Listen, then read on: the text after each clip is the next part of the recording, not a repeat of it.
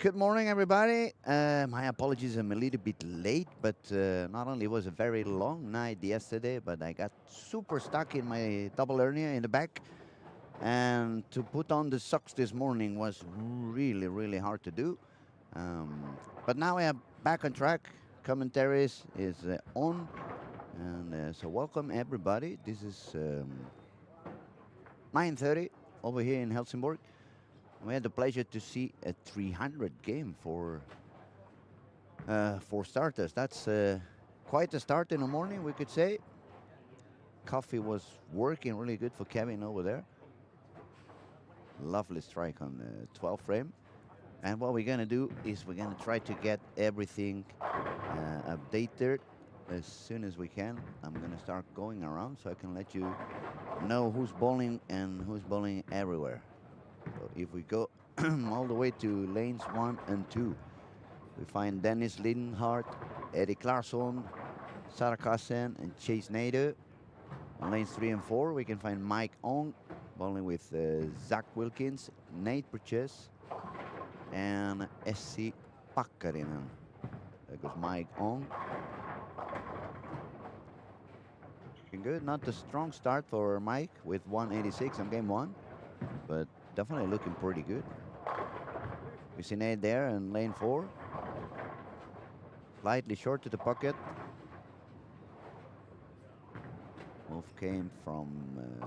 Nate came from lane 7 and 8, so lane 3 and 4 usually play a little bit longer than 7 and 8 and those on the right side of the bowling alley. That could explain why that first shot for Nate was slightly short in the pocket. I believe Nate bowled only one squat in the tournament, and that's his second attempt.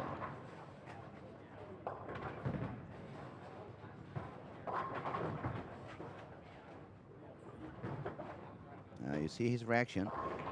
He was expecting that ball to hook. The ball never came back. So that's 2 shots in a row that the ball goes longer than he expected on lane 4. And that proves what we were talking about. 1, 2, 3, 4, perhaps even 5, 6 play a little longer than the rest of the bowling alley. Let's move on. See who else we have on 5 to 8.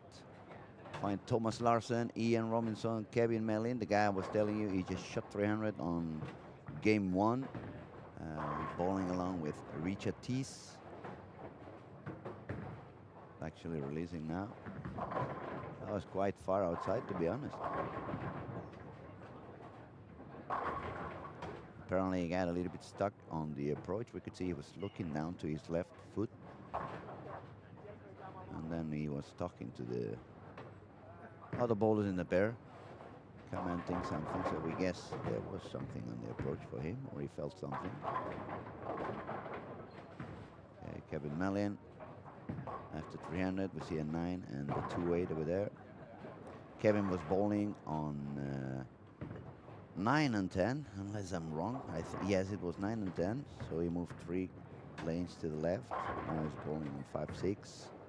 And as we said, this side of the alley plays a little bit longer.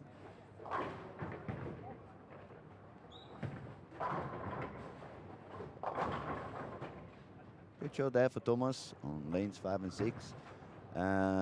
Lane 7 and 8, we find Alexander Horton and Jaroslav, Kevin Westin, and Elliot Crosby. Another really beautiful type of technique bowler. Is one of those guys that makes it look very, very good. Okay, so they felt something on the approach, definitely. As we can see, Staff is taking care of it. We're going to move a little bit further to the right so we can keep seeing some action. Eric Jones sparing the 7-pin.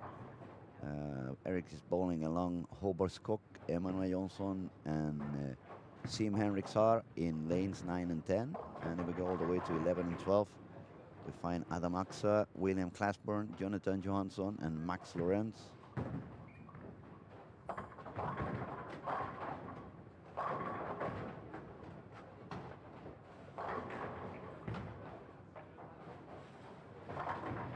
Oh, unlucky. That was quite a good attempt for sparing throwing it back up for Jonathan Johansson there on lane 13.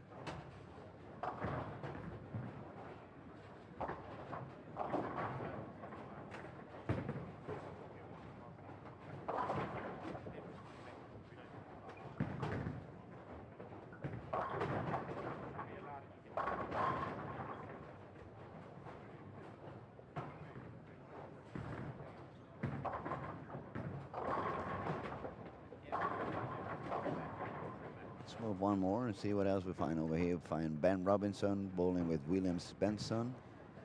Carl Adolfsson bowling along with Thomas McNeil. On 15 and 16, we find Brandon Bond with Timothy Tan, Paul Purps, and Andrew Holt. So as we can see, it's already quite a big squad. A lot of big names on the lanes. That's gonna make it interesting. We're gonna have to pay attention to many screens. And it's a lot of bowlers with a lot of potential in this particular squad, and I can tell you it's going to be like this for the rest of the qualifying rounds, and obviously as well on the final. Andrew Hall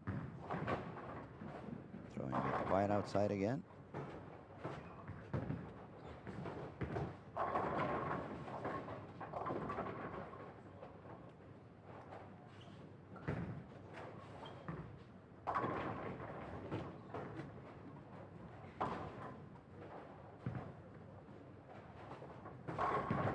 And we finally move to 17 to 20. We find Lucas Jelinek bowling with Dio Bernard, Gage Lim giving it another try, Anton Andersson. And on lanes 19 to 20, we find Emma Haltunen, Lucas Martinsson, Jake Peters, and Doris Lundstedt. Now I have some, let me see, some striking on 1 and 2 with Mike on, front 3. And since we have Eric Larsson, Nate, Zach Wilkins, and Chase gonna stay here for a couple of frames, see if we can see some action.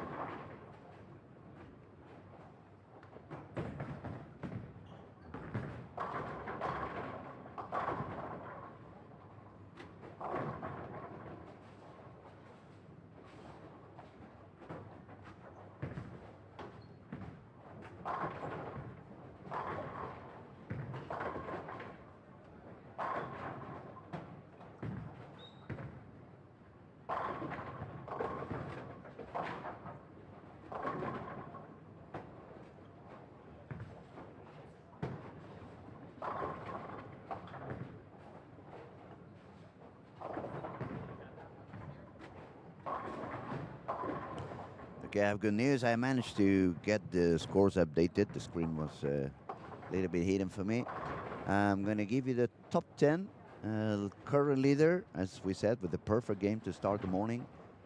Kevin Melin, 300 for him. Number 2 is Max Lorenz with 277. Number 3, Zach Wilkins with 257. Number 4 is Sim Henriksar, 250. Fifth place, Brandon Bond, 246. Number 6, Jaroslav with 246 as well. Number 7, Thomas McNeil, 236.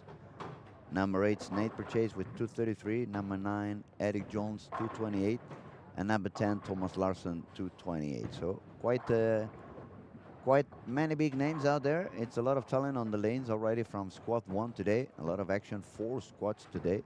It's going to be a very long day in the office, but a very entertaining one with a lot of talent, a lot of bowlers still to bowl, a lot of scores still to come. And as every day, let us know if you want to talk to us, if you're going to have any questions. You may use the chat and just talk to us anytime you feel like. All right, we can see how Nate already figured out that pair, double strike on 3, strike on 4.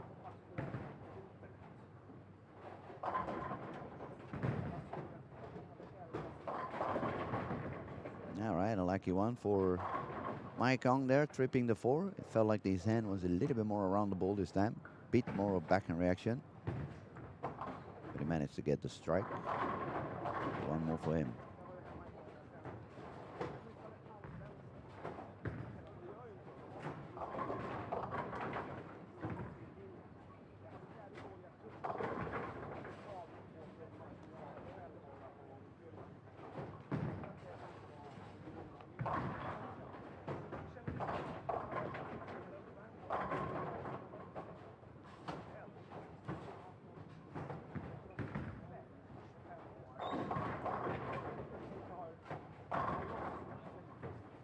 Another strike there for Dennis Linghart. That makes it the double, covering the 9 miss he had on frame 2.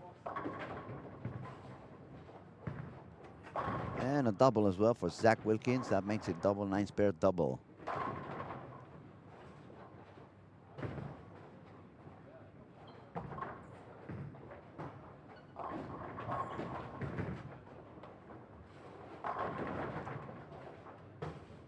There's a nice shot there as well for Chase on lane number 1. He's on his strategy on using the IQ 78 on the beginning of the squad. We've seen this before. He hasn't really found any high squad yet.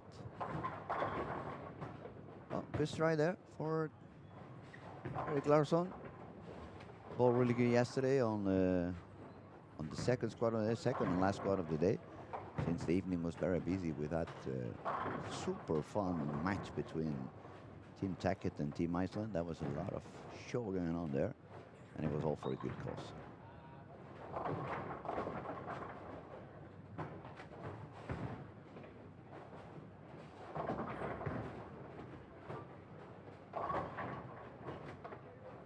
Gonna move all the way to 11, 12, 9, 10. We see front 5 for Hobart Cook over there. Spare and triple for Max Lorenz, who was already with 277 in game 1. Looks like Max is finding his way to do a lot of striking.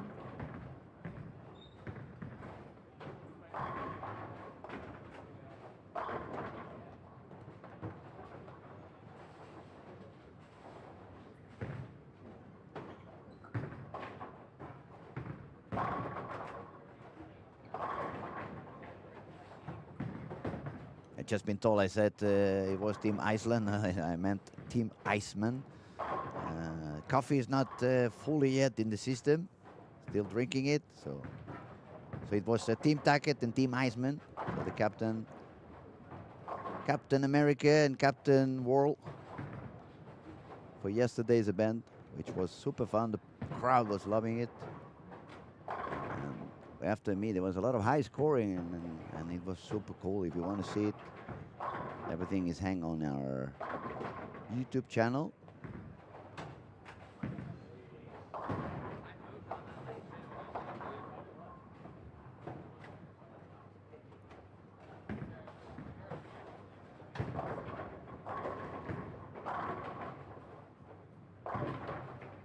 Okay, that was not the best shot for Hobart over there on lane 10. After front 5, didn't even hit the hairpin. So we're going to move here. But there's some striking as well for Thomas McNeil and William Spencer and Ben Robinson. Andrew Hall is also bowling with them. It's a clean game in a turkey.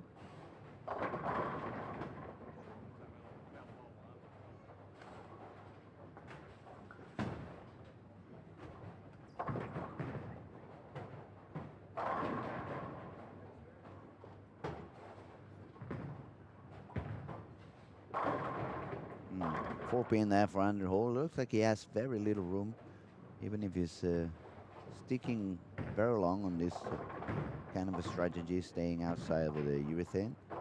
It hasn't really paid out for him. I mean, the looks are very good. I can understand why he keeps trying, because it may feel like one of these squads is going to be the right one, but so far it's not really paying out for him, despite many good shots. There's many 9s here and there for Andrew on this event. So it takes a spare. It's going to keep on fighting, obviously.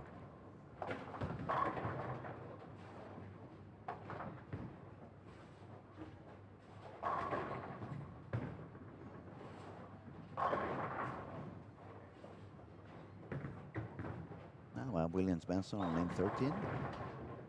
Throwing the urethane somewhere around 12. So that means he probably missed a little bit in. We can see he left the 3-6, then 9. Not an easy spare. It's very easy to chop those. And we have McNeil on lane 14. Oh, look at that damn 8-pin he just got over there. It was such a sweet, smooth release. But look at the pins, how the ball, instead of continuing and splitting the 8 and the 9, just deflects. Perhaps just the one board. That was, it didn't deflect more than that. And stone 8 for Thomas McNeil. Such a beautiful shot. A little bit unfortunate, I must say. It's an explanation for the 8-pin, but the angle difference is so small from that to a strike that you can call it bad luck as well. That was a spare miss over there for Williams Benson. We're talking about how easy it is to chop that spare. Tried to play it on the safe right side of the 3 and the 6, but since he's throwing a urethane ball and the pattern is not so long, the ball was reading a little bit early, had no angle to carry the 9 with them. So 6 and 3 for Williams Benson. That's his first open frame on the game.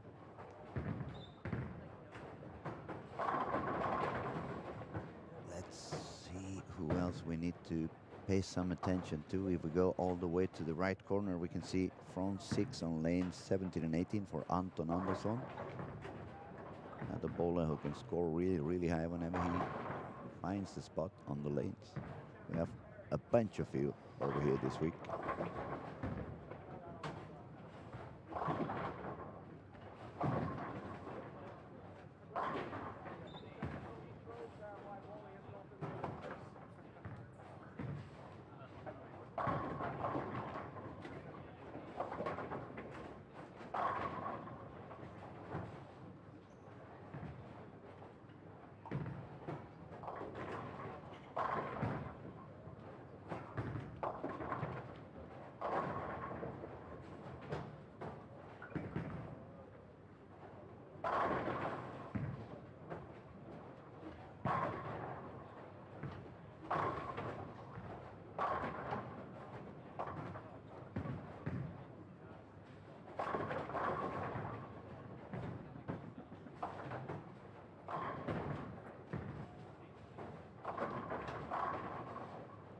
Definitely a lot of striking going on. Players have already figured out whatever this second pair is giving them, and I haven't switched cameras because I want to see what kind of a line Anton Andersson is using. It's a front 6 for him, but then we'll move along a little bit because there's some quite a few bowlers on their way for 250s, 260s. So we're going to move around very quickly as soon as we see Anton taking his shot. And we can see who's doing what. I can tell you Nate Chase, Zach Wilkins,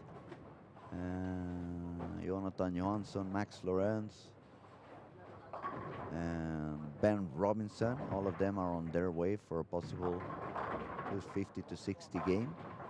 Even some of them a little bit higher. But let's have a look at Anton Andersson first here in lane 18. Throwing the urethane. Very much forward roll, but this we already said at the beginning of the week that this kind of pattern seems to like it a lot. It becomes a little bit more sensitive when you spin it, especially at the beginning.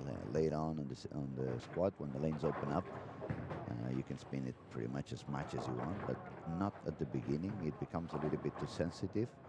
If you go forward, you don't find so much over-under reaction. When you're staying a little bit on the side on fresh, then it becomes very sensitive. It feels like there's more of a cleave instead of just a rounded area to bowl around. But as we said, let's move around. We can see Nate Purchase on his way for 259 if he strikes out. Zach Wilkins trying to strike again. No, that didn't work. It usually happens when we switch camera. Sorry, Zach, you paid the price on that one. But, yeah. it can happen. So high games for Nate Chase, still going to be high game for Zach Wilkins. A chance to strike out for 240 for Mike Ong. And Chase Nader, if he strikes out, is going to be on a space of 225.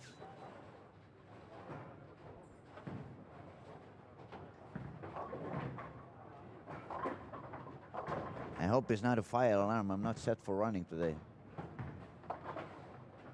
Sorry, guys. It was a little bit of a kind of an alarm sound going in the room. I had to turn around, make sure I don't have to go out running. There goes Nate's on lane 3. And, oh, my God. That was unlucky. That was really an unlucky shot for Nate over there. Let's see if we can see the pin action over there. The pin standing, it touches it. The 7 dances for a couple of seconds, but no. It refused to die.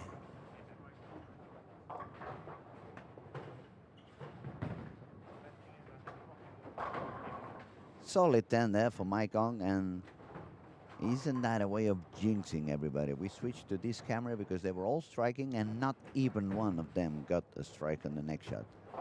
Unbelievable. Let's move along before they make any other mistakes.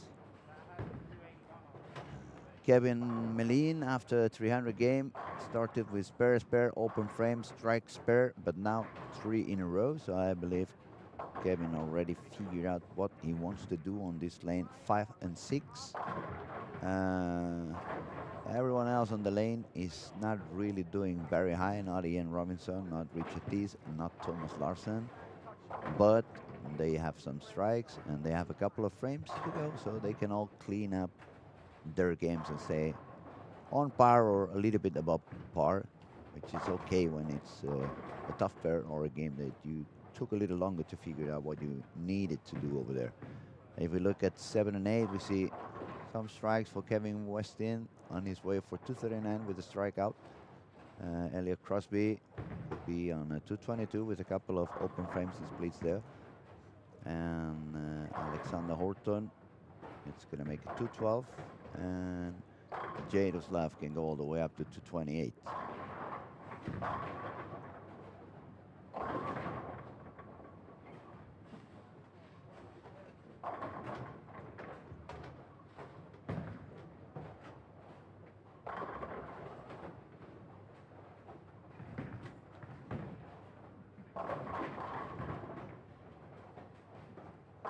It was an interesting move we saw over there on Alexander Horton, refusing to take the spare and testing another ball, making a strike shot, give away 1 pin, but get information to maybe introduce a new ball into play and a change of line. And that is the way pros think. They want to try to stay in advance of any kind of transition, have already a plan for whatever you need it.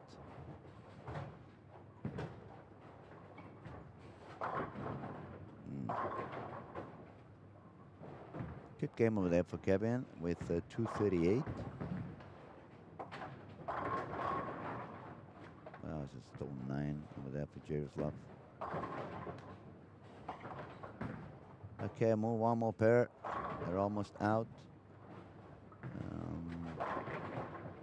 Eric Jones with 4 splits on this particular game, going on a 150 pace. The same pair on the other side, we have Holber with a potential 277.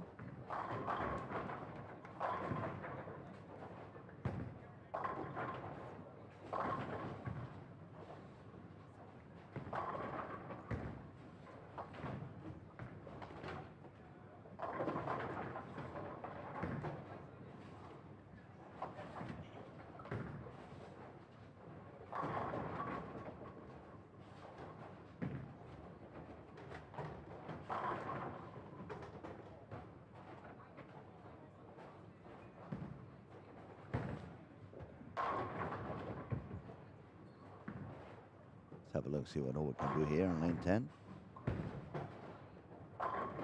Okay, 1 more for him. Good game, definitely. But we still have more action and it almost slips away my attention. We're gonna go all the way to lanes 17 and 18, where Anton Andersson kept striking. He has the front 9.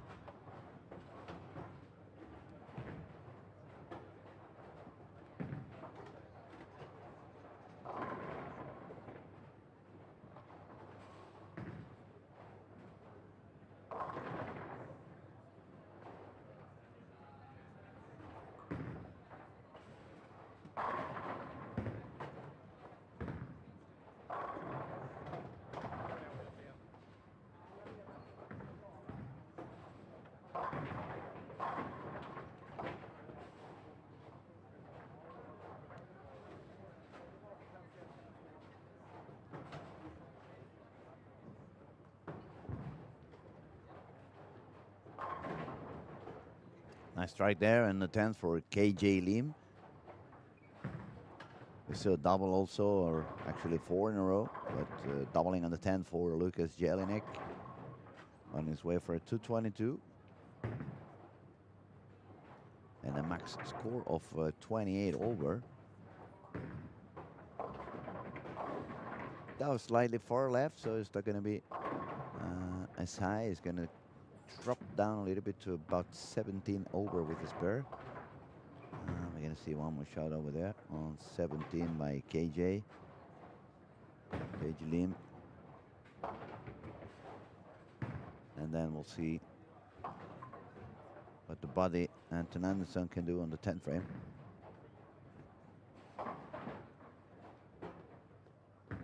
Meanwhile, I'll let you know, Kevin Melin shot 223, so he has 523 after 2.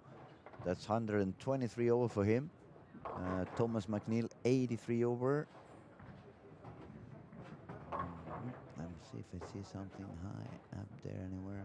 450, 461, 492, and with a strike, that's going to be a 512 for Max Lorenz after a game of 235.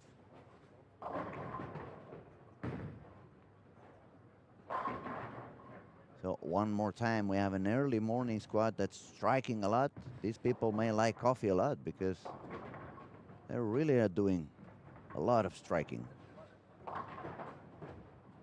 KJ Lim's done with that spare. That's going to be a clean 200. For a max 2, yeah, 427 for him. Diabanar taking a shot on 18, and right after we're probably going to see Anton take his shot over here on lane 17.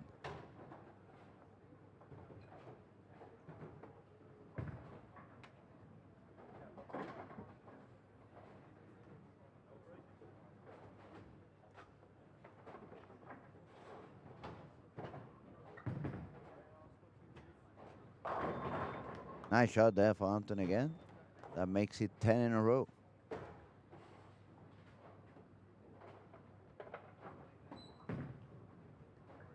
If he gets to more, it's going to be 123 over as well. So that's going to put 3 bowlers with more than 100 over after 2. It may end up to have fix in the numbers for the cat again. If people keep striking this way, the cat is going to keep going higher and higher. Anton gets ready on lane 17. He walks, he swings, he throws a dipper. All right, that was a lucky one. Just checking the rune, making sure you can miss one in and still get the strike. That's a very smart tactic over there for Anton Andersson. Give you a little bit less of pressure for frame 12 when you see you can miss one in, you can miss one out. It's going to bowl a little bit more relaxed now, but high game already. Super high game on the 520s after 2. That's a 260 average.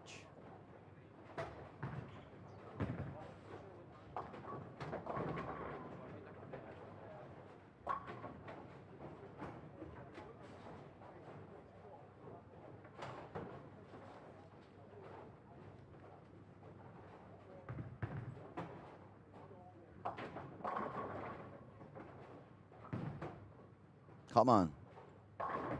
Oh. 4 pin Over there for Anton Andersson, 299. We almost saw 300 games, one game after the next one. But what a morning, man. 300 and 299. Best bowling in the planet at the moment is happening here in Helsingborg, in Sweden, at the 2026 Storm Lucky Lassen Masters.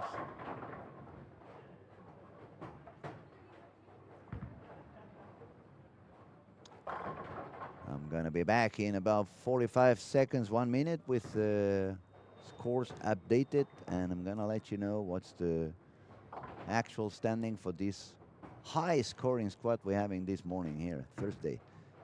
Be right back.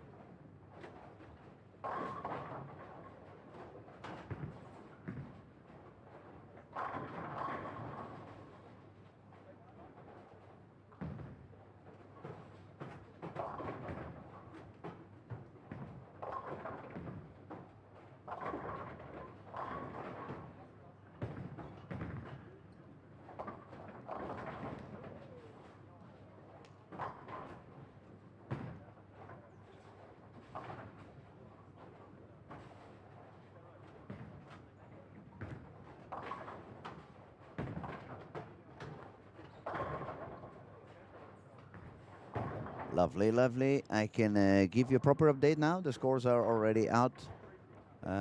So top 10 is currently with 48 over. That's going to be Håvard Skok from Norway, or Shock, I don't know, because the K sometimes it makes sound and sometimes it doesn't. I'll make sure to find out. But number 1, Kevin Melin, 523.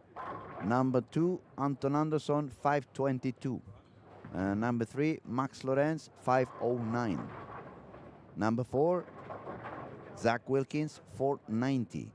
Number 5, Thomas McNeil, 483. Number 6, Nate Purchase, 471. Number 7, Simen Rixar, 462.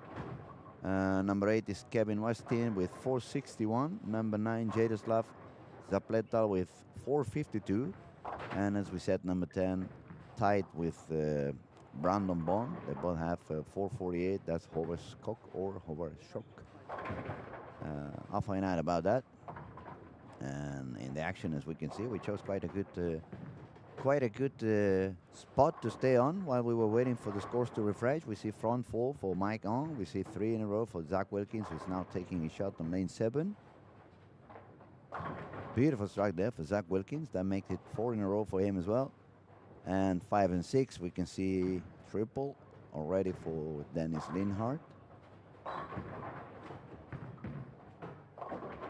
which also becomes a 4 in a row.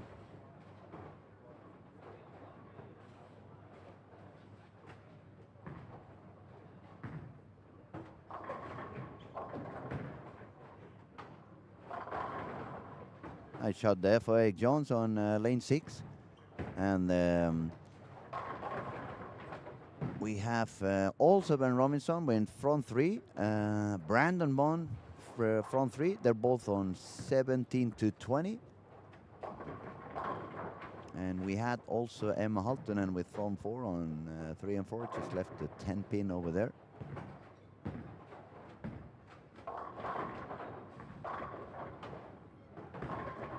Nice strike there for Eric Larsson. That definitely was a reactive ball. That backhand reaction is no way a urethane ball can do. Yeah, you can see it, very shiny ball coming out.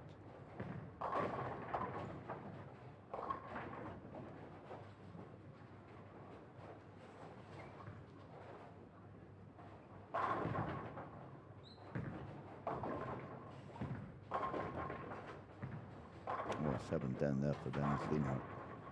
A little bit weak on the back.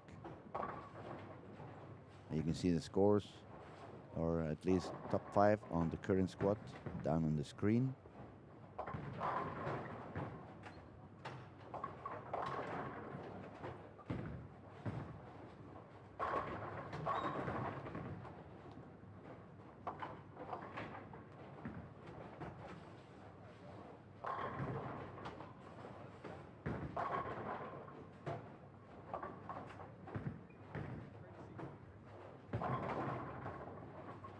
Curious to see if Mike Ong has already changed something. He still remains with that black ball on lane 6.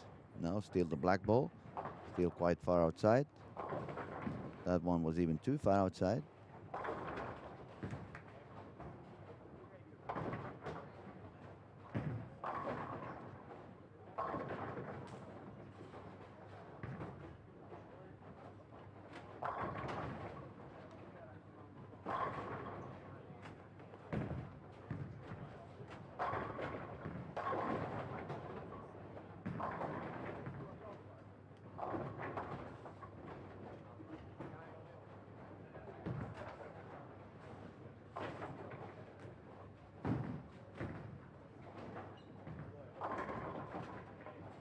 And again, beautiful shot there for Eric Larsson on lane 6, using reactive.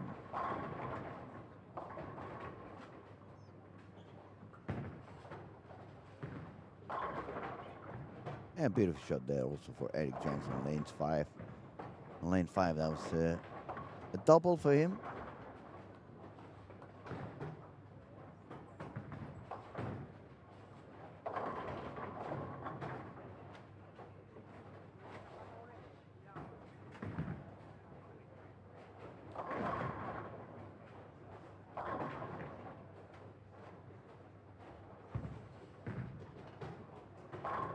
One more for Zach Wilkins. That makes it from 5.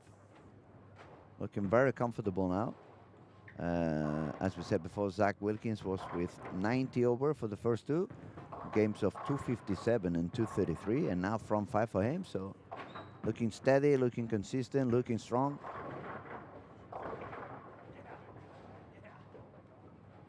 While we guys have a look at this one, I'm gonna try to find our squad leaders and let you know how they're doing on this particular game.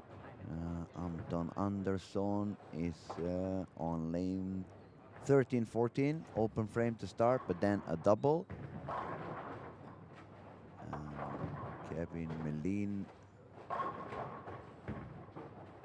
Kevin Melin is on lane 1 and 2, spare and triple.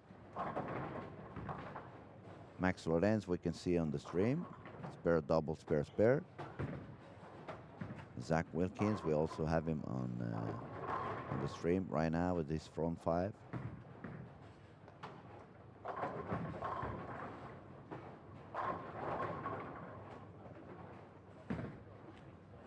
Thomas McNeil is on lane 9 and 10. Spare, strike, spare, double.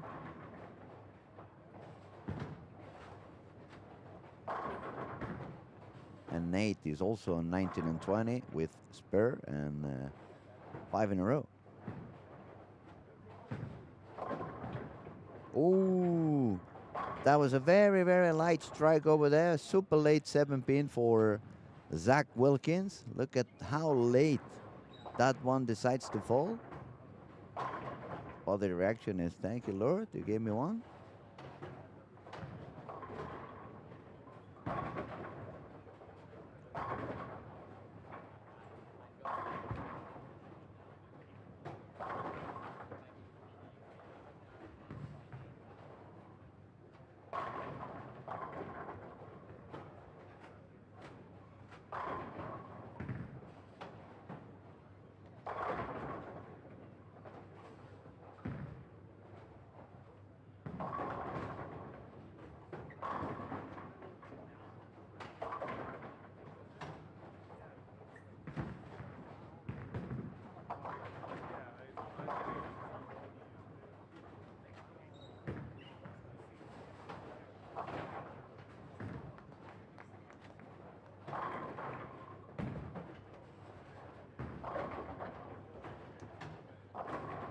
Let's have a look at one more shot at Zach Wilkins, see if he can carry on striking here on lanes 7 and 8.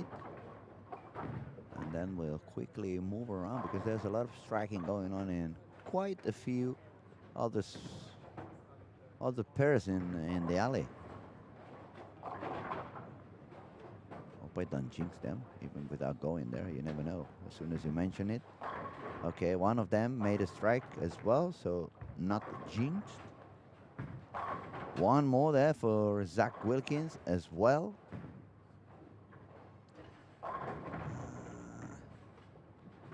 I don't want to touch anything. I don't want to jinx anybody.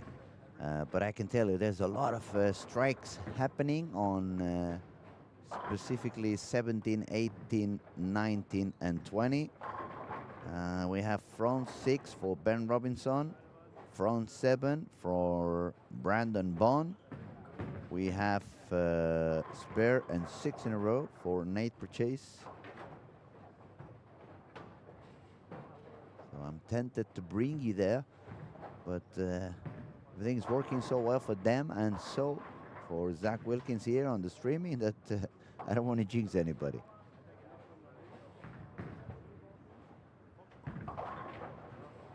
In any case, Zach is 1 frame ahead of the guys on lane 19, 20, and 18, so we can always have time to go back and see what goes on the corner. One more strike over there for Nate Purchase on 19 and 20. I tell you, he's looking spectacular at the moment, so we may have to pass by so you guys can see some piece of action over there and simply come back and see how Zach does for the past for the next 5 frames.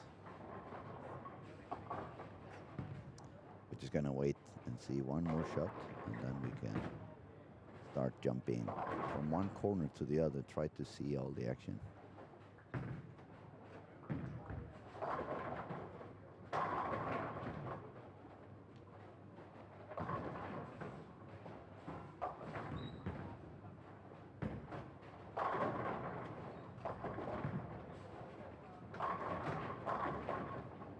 Okay, strikes keep going on 1920, I can tell you. Let's see what Zach does here. One more for him as well, making it very tough for me to decide where do I want to be, and just have a very quick look over here so you can see what goes on. Front 8 for Brandon Bond, spare and 7 in a row for Nate Purchase. Front 8 for Ben Robinson, sorry, front 7 from Ben Robinson, and a very high scoring pace. As we were scrolling around the lanes, we already said that it's a bunch of big names on the lanes right now, and when this happens in this kind of pattern, it's only going to get easier and easier and easier. And these guys are so good that they're going to make this pattern look like a house shot. Okay, and that's what usually happens. And that's why I didn't want it to change or switch cameras. As soon as we came here, we could see what happened to Brandon Bond. Terrible shot over there for Brandon. No strike for him.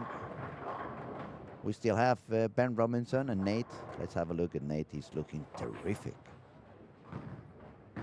Terrific. Nice shot there, buddy. Beautiful shot.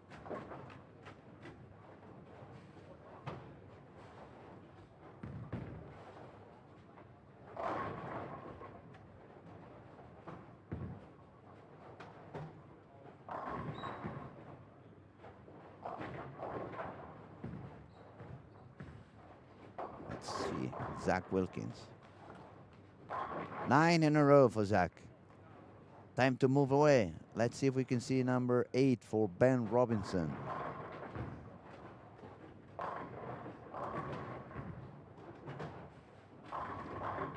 It's so many people throwing very high games now that I have no time to really follow where Anton Anderson is. Anton Anderson is 122 over, but not a very high game.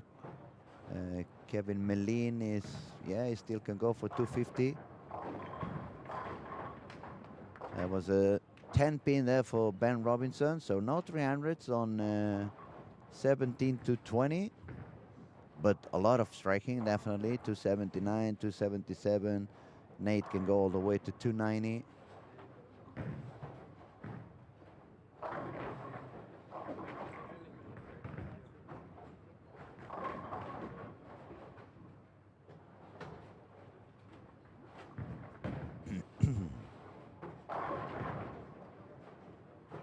Good spare there from Ben Robinson.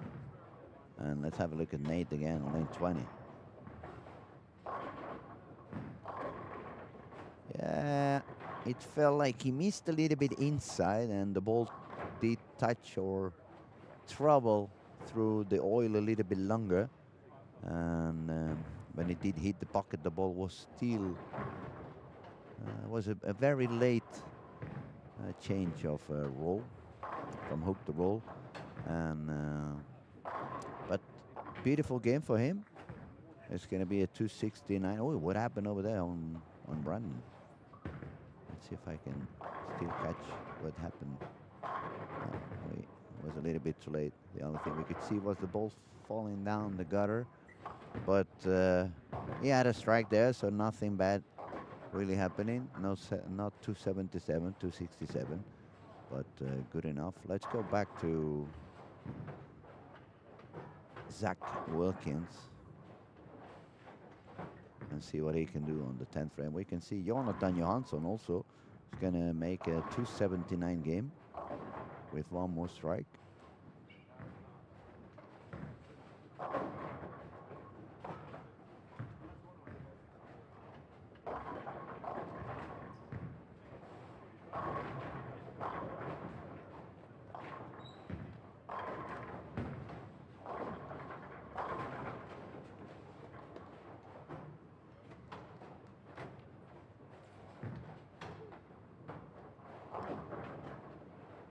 What's really going through the roof is the scoring pace, because it's going to be quite a few amount of bowlers on 100 over or more after 3. Some of them is going to be quite high, far beyond 100 over.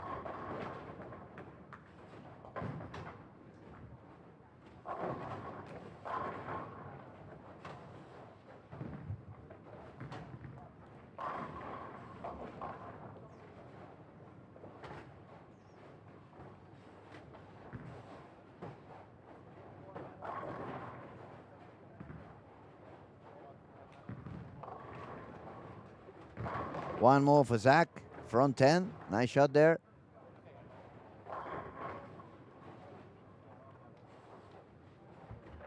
And from the big screens, I can tell you some scoring already. Brandon Bone, 713 for 3. Nate Purchase, 740 for 3.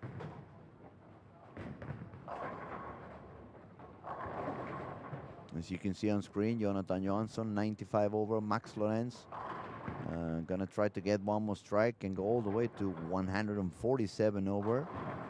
Yeah, at the 140 over for Max Lorenz already. Kevin Melin on 1 and 2 is gonna go even further than that. So that's Zach Wilkins over here in 7 and 8.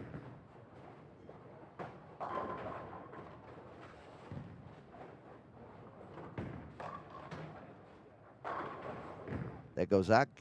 Come on, come back. Yeah, that was far to the right. We could see that. Not the best shot, 286.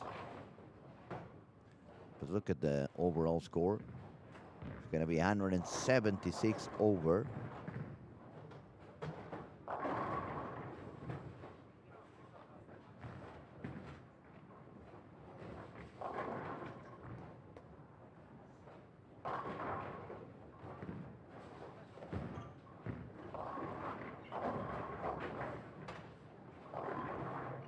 And that makes a total score of 776 for Zach Wilkins, 745 for Max Lorenz. A lot of pins today, this morning here in Olympia Bowling Helsingborg. Have a look at lane 1 and 2, where we have our current leader, Kevin Melin.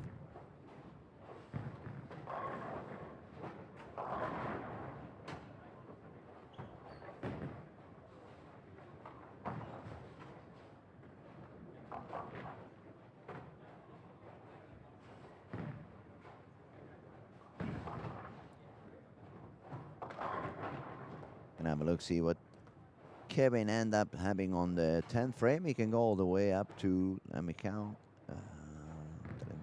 192 over. Which for 3 is a little bit higher than 260 average. 260 would be 180 over.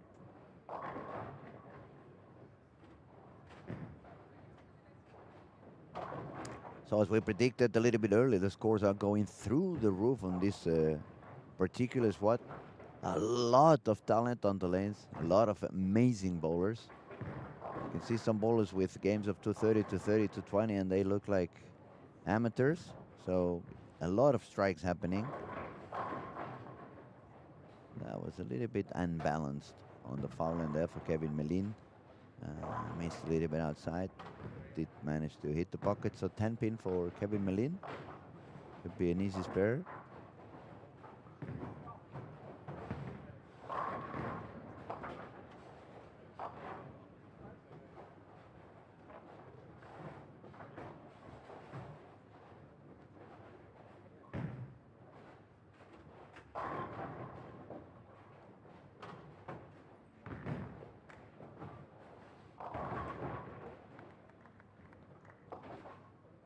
Okay, the backup spare.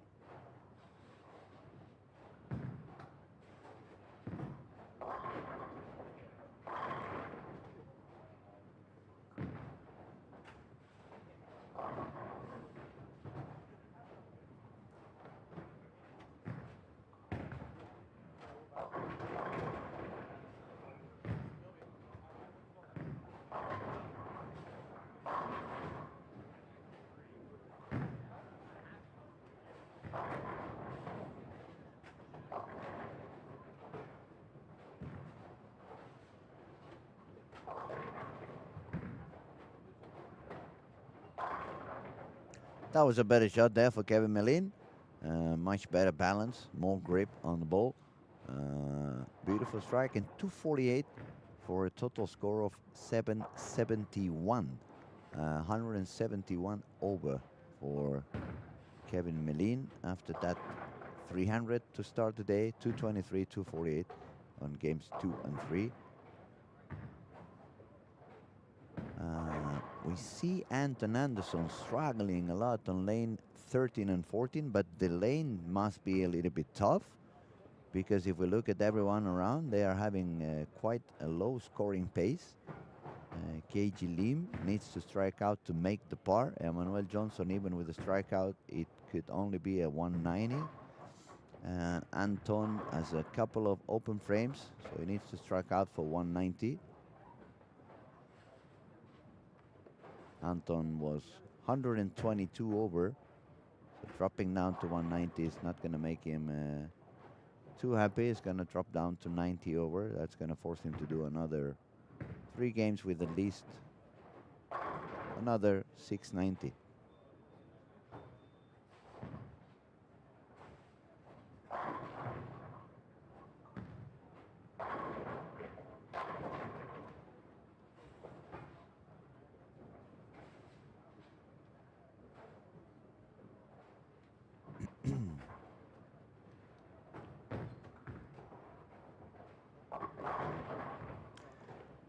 So we only have this lanes 13 to 16 to finish this game number 3. As you can see, there is far less strikes on these 4 lanes than we had in pretty much every other pair on this particular game. That could explain why they are a little bit more delayed on the game. You have to take 2 shots. Obviously, it takes longer than if you keep striking and only make 1 shot on each frame.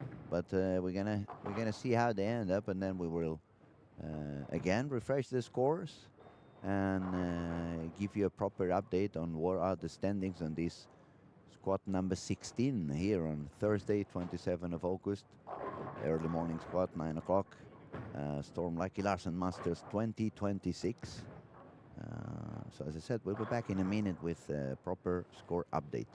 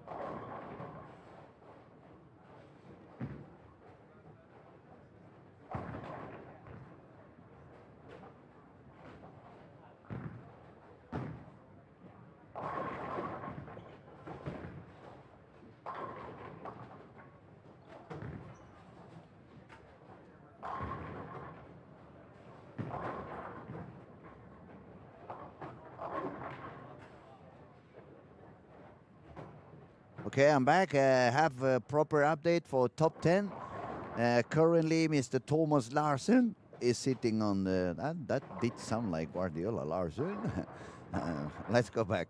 Number 10, Thomas Larsen on 678. So that means top 10 is 78 over. 9 is 95 over. That's Jonathan Johansson. And let's go all the way to the top. Zach Wilkins, 776. 257, 233, 286. Number 2, Kevin Melin, 300, 223, 248 for 771. Number 3, we find Max Lorenz, 745. Number 4 is Nate Purchase with 740. Number 5, Thomas McNeil, 718. Number 6, Brandon Bond, 7 and 13. Number 7, Jaroslav Zapletal with 706. Number 8, Anton Andersson with a low game of 179. 101 over for Anton Andersson. Now let's see who we have where. I see Nate started with a split on his 15 and 16. Also bowling here we have Chase Nader and Thomas Larsen. I can see also Ben Robinson here, unless I'm wrong, is responsible for the OIK tournament in Stockholm. If I'm wrong, someone will correct me, but I believe he's the man. Quite famous on Facebook, I could say, if it's him. And I'm on my own, but it looks like the painkiller's starting to make some effect. The back is hurting like unbelievable today. I feel like I'm 120-year-old. So if from time to time you hear me doing some weird noise, don't think I have anybody hidden under the table. It's just the pain causing me to do some weird sounds here now and then, just so you know. Let's have a look at Nate here on lane 15. There goes Nate. Beautiful, beautiful, beautiful, beautiful. That looked astonishing from the beginning. Nice shot there for Nate Purchase. Alexander Horton also is on 15 and 16. I didn't realize Alex was there. A little bit short into the head pin. Let me tell you, our number 2 seated at the moment, Kevin Melin. It's with the front 3 on 17 and 18. Richard Tees started with front 2 as well here. Bowling on him. He's about to take his 3rd shot. Those lanes were proving to pay out pretty well one game ago.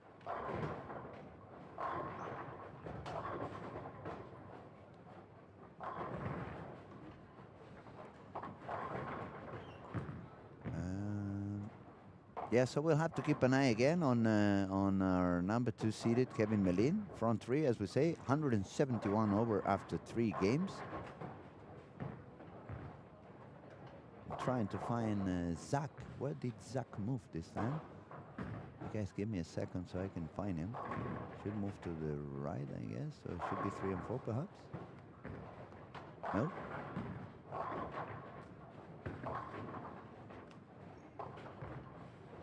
Zach, I lost you, buddy. I don't know where you are. I'm looking around. Oh, over there. 9, 10, 11, and 12. Yeah. Thank you, Daniel. I'm glad you're back in the room. I was playing. Remember that cartoon, Where's Wally? Zach became Wally all of a sudden. I couldn't find him anywhere. Okay, so 9, 10, 11, and 12. We have Dennis Linhart, Eric Larsson, KG Lim, Anton Andersson. Anton Andersson is 101 over, as we said, with a very low last game, 179, but it's good to see him striking again. Anton is capable of a lot of striking whenever he's feeling comfortable. And Zach Wilkins, what about that? It's already double for him. We have a bunch of players that are looking terribly good on this particular squad. I wouldn't be surprised if we get more than 2, even 3 or 4 1400s. Obviously, that's a wild guess because any pair could be a little bit tough and stop that scoring pace for many of them. But it's the way it's looking. It's a lot of strikes again going on in many of the lanes. Kevin Melin already front 4 on 17 and 18. looking to increase his scoring pace and go again over more than 200 over.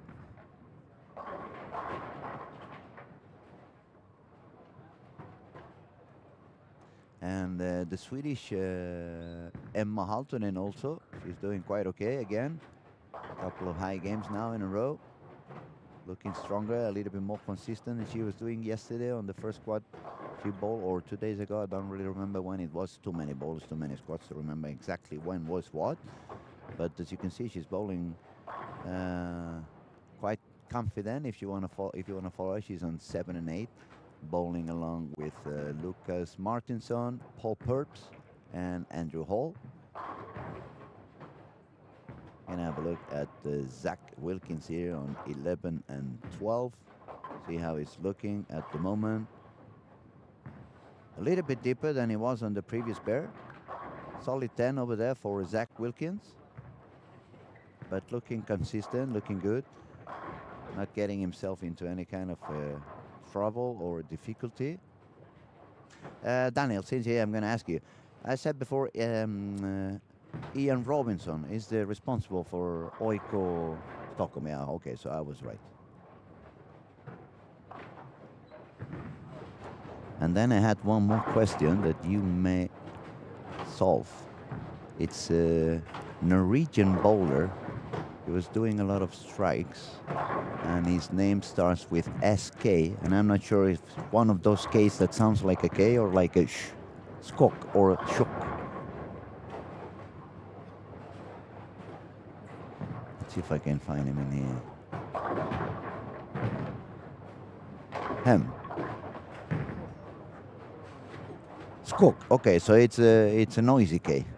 I never know if it's. I remember first time I was here, we go to Norrköping. No, Norrköping. Therefore, it's a K over there. Tack för hjälpen. Thanks for the help, buddy. It's very difficult to say everybody's name the right way. I know for a fact because I've been coming up here for 35 years and they never said my name right. I have the same S in my name like Jesper, but everybody says Jesper. Nobody says Jepper, but nobody says Louis. Everybody says Louis. I don't know why. I haven't found out yet.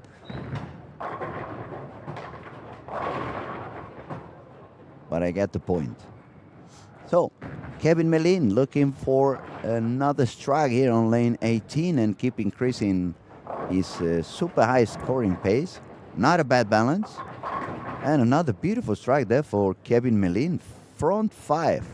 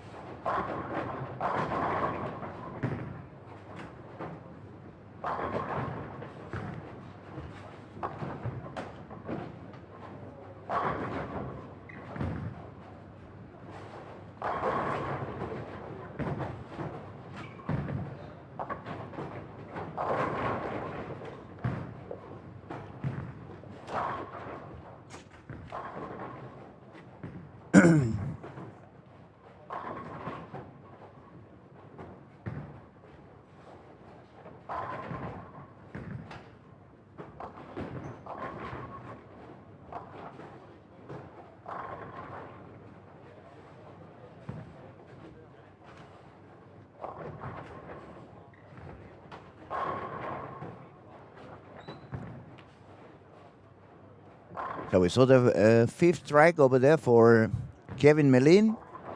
Let me look around, let you know who else is doing good.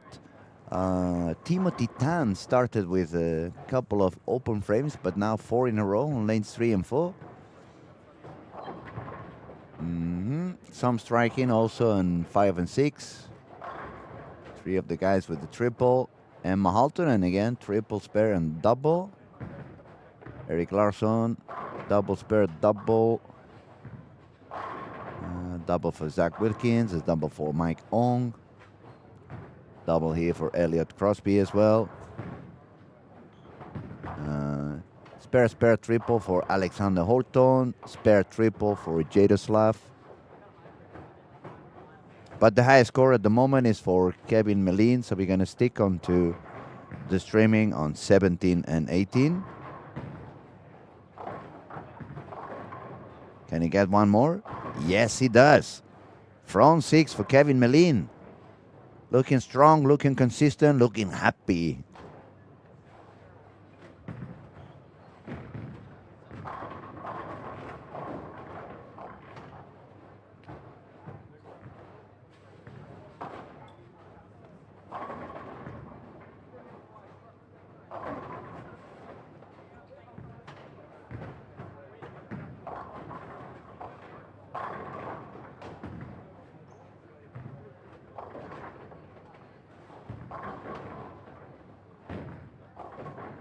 Okay. We see a little bit of what we actually see in some of these squads that are filled with so many talented bowlers. Some difficulties on frames 1, 2, 3, 1, 2, 4 sometimes. But as soon as they figure out what they want to do, or actually what that new pair demands them to do, you can see how they start striking. I can see, as I said a couple of minutes ago, there was a few doubles here and there and a few triples here and there.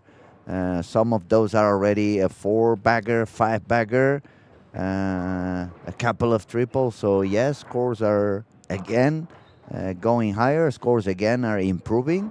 The bowlers have figured out what they want to do on this next pair. This is game 4. Still have a couple of games. Game 5 and 6 is going to be turbo. And the bowlers are rocking the alley. So let's have a very quick peek around so we see who's doing good everywhere. We can see here, as we were telling you, Timo Titan with a couple of open frames, but then 6 in a row. We find Brandon Bond struggling a little bit on these lanes 3 and 4. He had no double yet. Just got the split over there with the 3-8. It's a convertible split anyway. Max Lorenz. Oh, that's a very late, very late 4-pin there for Max Lorenz. Look at that. Wait and wait. He even turns around and boom, he gets it.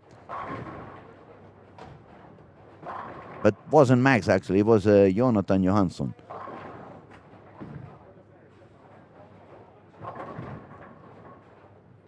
Max going to take a shot now on lane 4. The two of them have big backs. You can see how they work out in the gym, and they take care of the body so they don't get any injuries. And since I was a bit late to see that, I was looking at the pin. I just saw the face turning around. They both have short hair. It was my fallaway was Jonathan. That's Max going now on lane 4. Getting another strike. Beautiful day there for Max. Currently 145 over after 3. And a couple of triples in here. That's nearly 180 over and still the 10th frame to go. So that's going to be a very good game for him. Look at Timothy Tan over here on lane 3. One-handed bowler. But beautiful power over there. Look at how strong he fucking releases that ball. That was unbelievable. Good shot, Timothy. Let's move along so we see who's doing what. Lucas Jelinek on 5 and 6. Still not doing a very high squat. He's always there, but he's so good, so he's obviously always going to be there, but not the super high squat yet for him. Some striking for Carl and Thomas McNeil in here, but yeah, McNeil was having 118 over. He can strike out for 236. That would put him with 154 over. And look at how high the scores are, that even 150 over after 4, it doesn't look like he's doing so good. And that's because we have quite a few guys that are doing way too good or super good. Emma Haltonen there with one more strike. That's going to be a potential 259 if she gets a strike on the 10th. And getting a beautiful score of 78 over with that extra strike if she gets it. Brojo at Emma, keep it going. Let's move along to 9. We find some striking for Dennis Lindhardt. Eric Larsson was doing some strikes as well. Anton Andersson. Slowly getting back on track. He was 101 over, as we said, 179 in the last one. That dropped him down quite a bit. But okay, some strikes here. Spare double, spare strike, spare strike. I believe that was a double. Yes, it was. And we see Zach Wilkins also slowing down a little bit his rhythm on 11 and 12. We'll wait a little bit here, see if we can see them release a couple of shots, see where everyone's doing. Ooh, solid 9 over there for Mike Ong.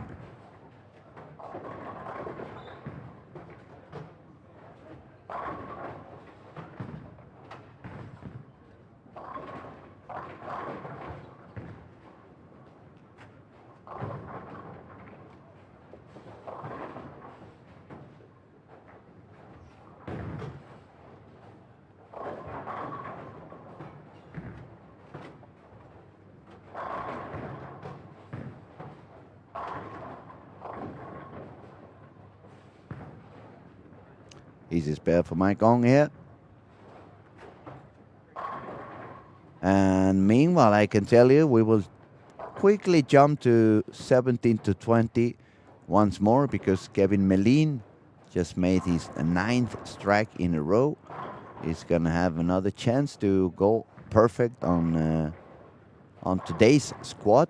Another beautiful strike there on 15 and 16 as well for Nate Purchase, who had a couple of splits, but he's managing to strike a lot and survive that. We're just going to take a look at Zach Wilkins because he's the squad leader at the moment with 176 over, but I can tell you, even if he starts striking all the way till the end, it looks like he's going to lose that lead before we get into the next game. Yeah, one more strike over there.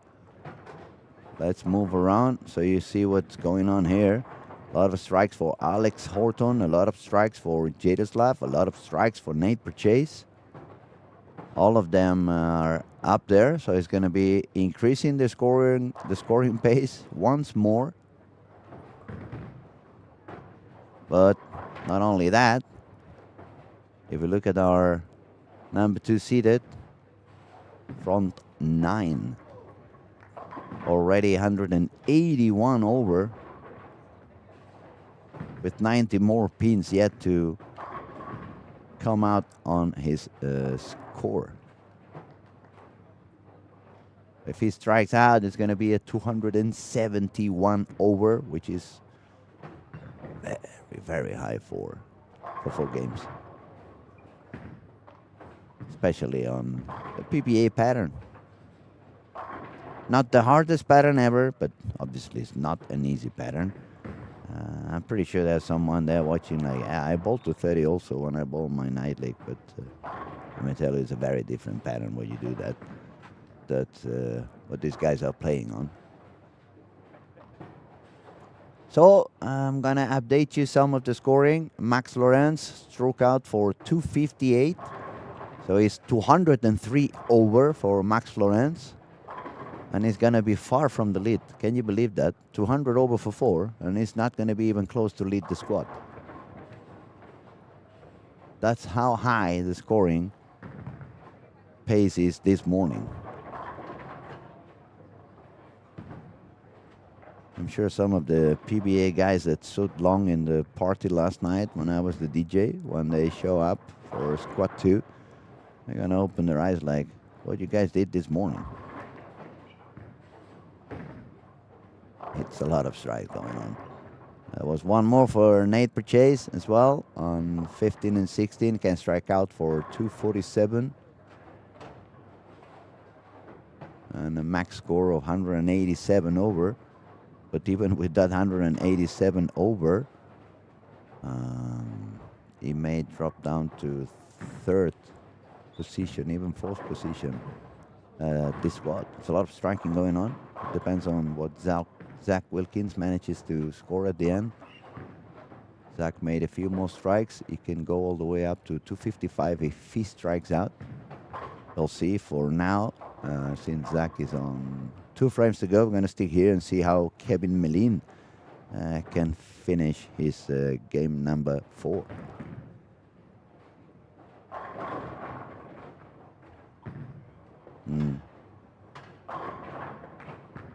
I thought it was going to be a solid 10, to be honest. You could listen or you could hear. I was like, It felt like it was perhaps one board deeper, and it could have been a solid 10. Actually, the 10 pin was a little bit late. It wasn't one of those super clean strikes, but good for him. That makes it front 10. Kevin Melin going for one more.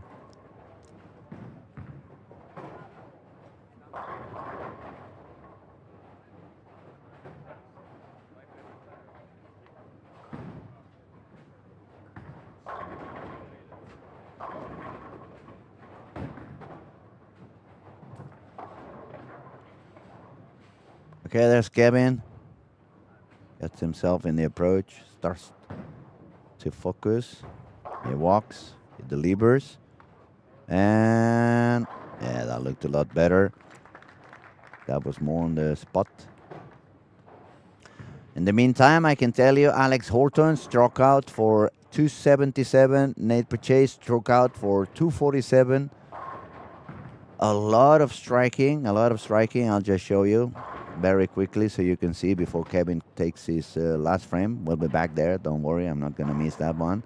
I just wanted to let you see how the scoring is going pretty much nuts everywhere. Let's go back here so we can see last frame for Kevin Melin on game 4.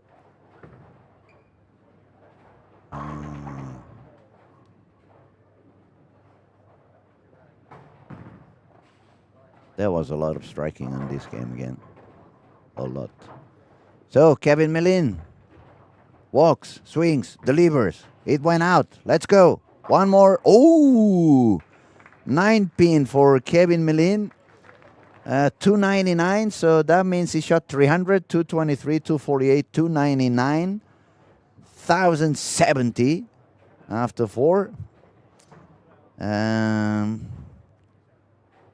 1040, it's 260 average, and 30 pins on 4, that's 7, so 267 average for Kevin Melin for the first 4. Not bad. My, that's a lot of strikes going on. We have to quickly go back to 11 and 12 so we can see what Zach Wilkins can do to end his particular game. Zach was 5 pins ahead of Kevin, but since Kevin shot 299, he's going to steal the lead back from Zach Wilkins. I don't think Zach Wilkins cares too much if he keeps striking and stays on the 200 overs.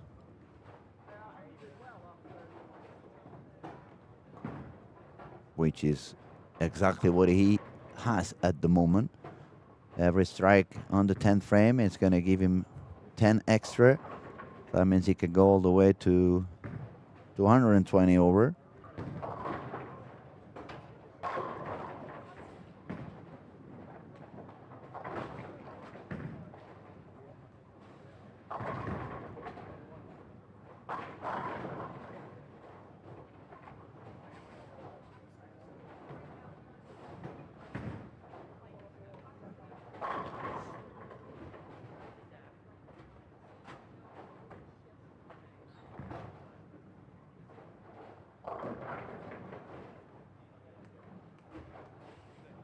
There goes Zach.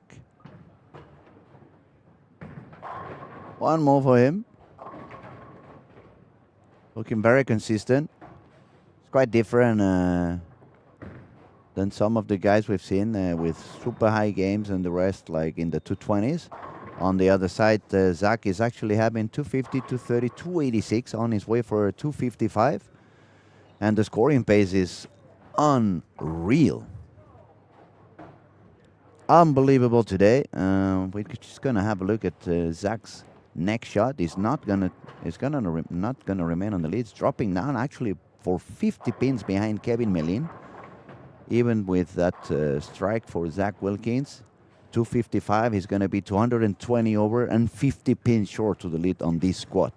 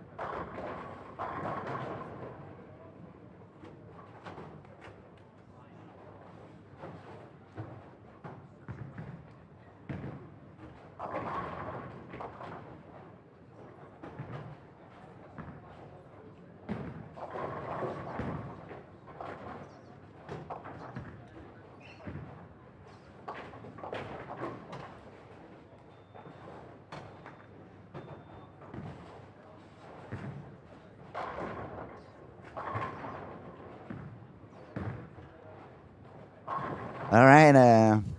I'm laughing. I'm laughing because honestly, I had to look at the scores twice. For a moment, I said to myself, "We are on.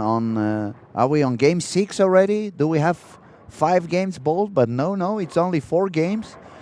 3 guys with more than 200 over. Top 10 after 4 is 100 over. And scores are like this. Number 1 seeded, Mr. 300, 299, Kevin Melin, 1070.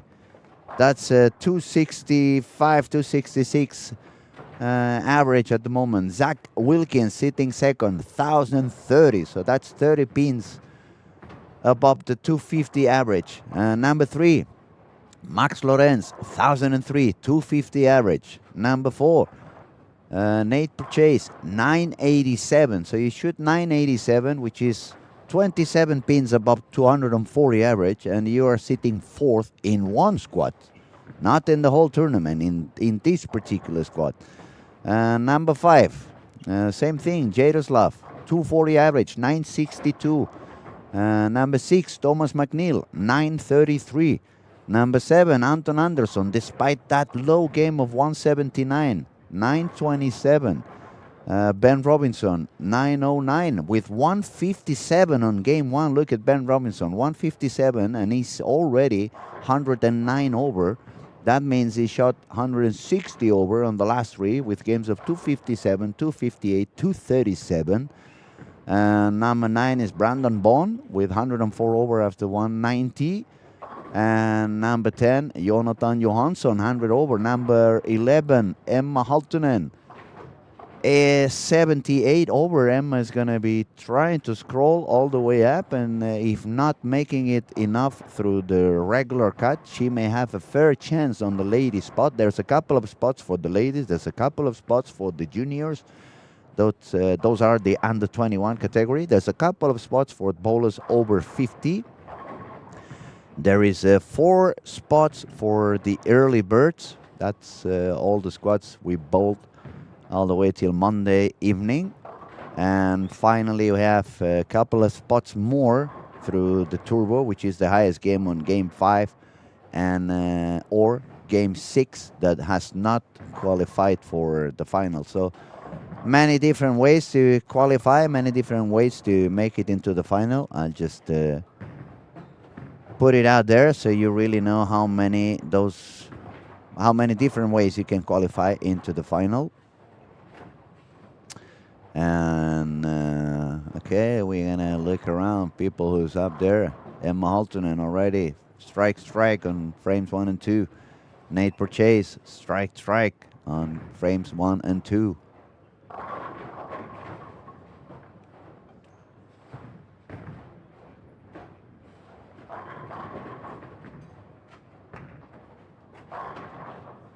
So we actually have our current top 2 bowling on the streaming screen now. Kevin Melin is on 13 and 14, and our number 2 seeded Zach Wilkins is on lanes 15 and 16.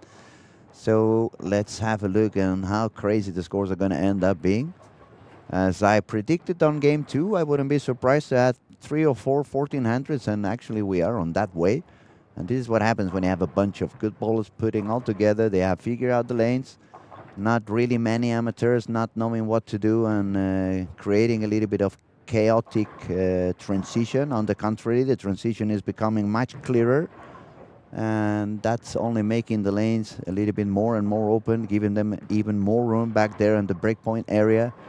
And you can see how many strikes are going on pretty much everywhere and anywhere you pay attention to. Unbelievable. I don't know what kind of coffee these guys drink in the morning, but I definitely need to find their provider. It must be a Colombian dealer because they have a very strong, good coffee over there. I really love it. Not that big brown water they serve sometimes at some other spots. Well, they actually have espresso machine here in Olympia Bowling. It makes such wonderful coffee. And you even forget about Red Bull for a few hours if you take those beautiful coffee they have. Actually, You can see Patrick Bakke has been in Barcelona many, many times and made him a foodie. And that's why he keeps pushing to have the best quality in both food and drinks here in Olympia Bowling Alley. So, okay, let's make a quick roundabout everywhere. Lanes 1, 2, 4. Who do we have here? 980 for Thomas McNeil, but an open frame. Thomas actually was 133 over, which means he probably needs to shoot somewhere around the 450. 450s on these games 5 and 6 to make the score valuable. Some good bowlers here as Paul Purps and Andrew Hall, but not having a very high squad. So let's move on. If we go to 5 to 8, we find KJ, Anton Andersson. Anton is 127 over. I'm not sure if Anton had already a very high squad before. Let me see. Actually, Anton has a 1381 squad from a couple of days ago. And that number, 1381, it could be actually the number to the cut. So I believe Anton is going to push as hard as he can. He would need 460 in these next 2 games to try to, or to actually beat his current score. Ben Robinson was 109 over, so Ben needs 480 more or less, but start good with strike spare and a triple. William is a little bit shorter, and Brandon was 104 over, a couple of open frames there. Not good news for Brandon. Let's have a look at one shot here at Anton Andersson. I think he's back, or last game at least he was back to the urethane. Looks like he is. Quite a tight line, I must say. It doesn't look a very easy line to do, but he's so good, he may make it work. It's not easy to bowl the urethane in such a deep break point. I believe he can have a lot of 10 pins, so it could be a lot of strike 9, strike 9. We will come back and see how right or how wrong I was on my prediction. Moving on to 9 to 12, we see some strikes on Sarah, some strikes on Chase, but Nate is the only one here with quite a good score. He was 187 over. I don't know, he's definitely bowling different bowl than he did a couple of games ago. It did look a lot more blended on the back of the lane. Might be a different kind of layout, or it might be that he's bowling a little bit of more tight line, a little bit deeper break point, so the ball stays longer on the oil. But definitely he didn't swing it as far right as we saw him doing a couple of games ago when he was striking like a maniac on lanes 19 and 20.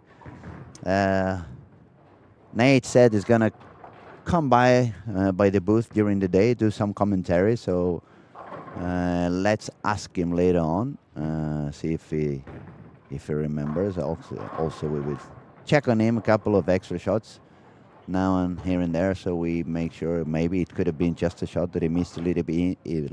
Oh my God, my tongue is gone. Missed a little bit inside, and the ball was flying down on the oil most of the time. That could be the reason why that ball looked so much straighter than what he was doing before. But it's easier to ask than just guess. Let's move on. 13 to 16. Back to our squad leaders. Look at that. Kevin Melin, 1 open frame. Currently 15 under for this game after 5 frames. And Zach Wilkins, who is 40 pins short, actually, just a spare and 4 in a row. So they are they are taking the lead one from the other, one game after the next one. And that is also helping, because then it's a little bit like one is pushing the other. Reminds me a little bit with Ayrton Senna and Alain Prost back in the day in Formula One, or Messi and Cristiano in football, even if Cristiano had never any chance. but you know, that kind of comparison. You could talk about Rafa Nadal and Roger Federer, all this kind of rivalities in a small position. We could say this is a little bit what's happening in this squad between Zach Wilkins and Kevin Melin. They're both fighting each other and pushing each other on the good way. Let's move one more. We have some more people here that we have to pay attention to. Max Lorenz being one of them with 203 over after 4. Good game already here for Max. Spare strike, spare triple. And we have also number 5 for bowling in here. Jadoslav, it's 162 over. That means Jadoslav just needs like 420, 430. Triple open frame, double, and another split over there for Jonathan Johansson on lane 19.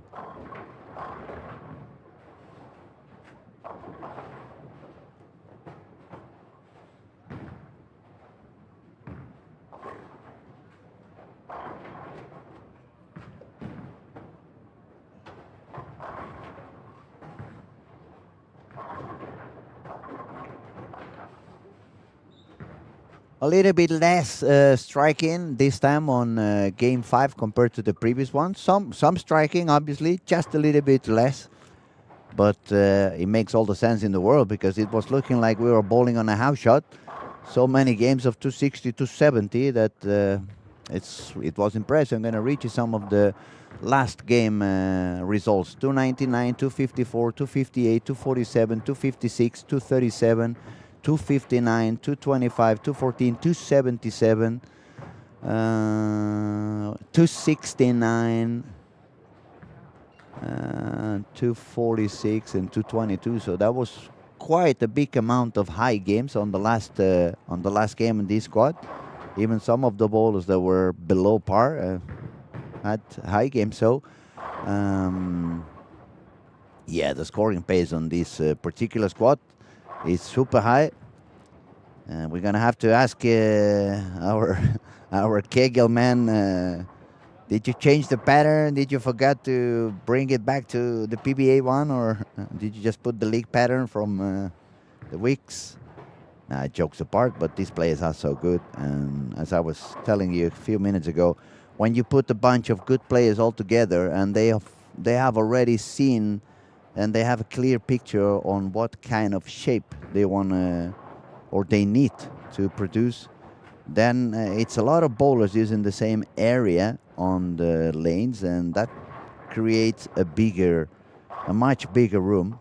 And that was, if you guys have been paying attention to some of the guests we had, they all end up talking about the same thing. If you follow the wrong guy, it's going to make a mess of the lane. It's going to make it very difficult for you. If you're lucky and you follow the right one, it's going to make the lane easier and easier. And it seems to be the effect we have on this particular squad with so much striking everywhere after so many good bowlers and talented bowlers are using a very similar area.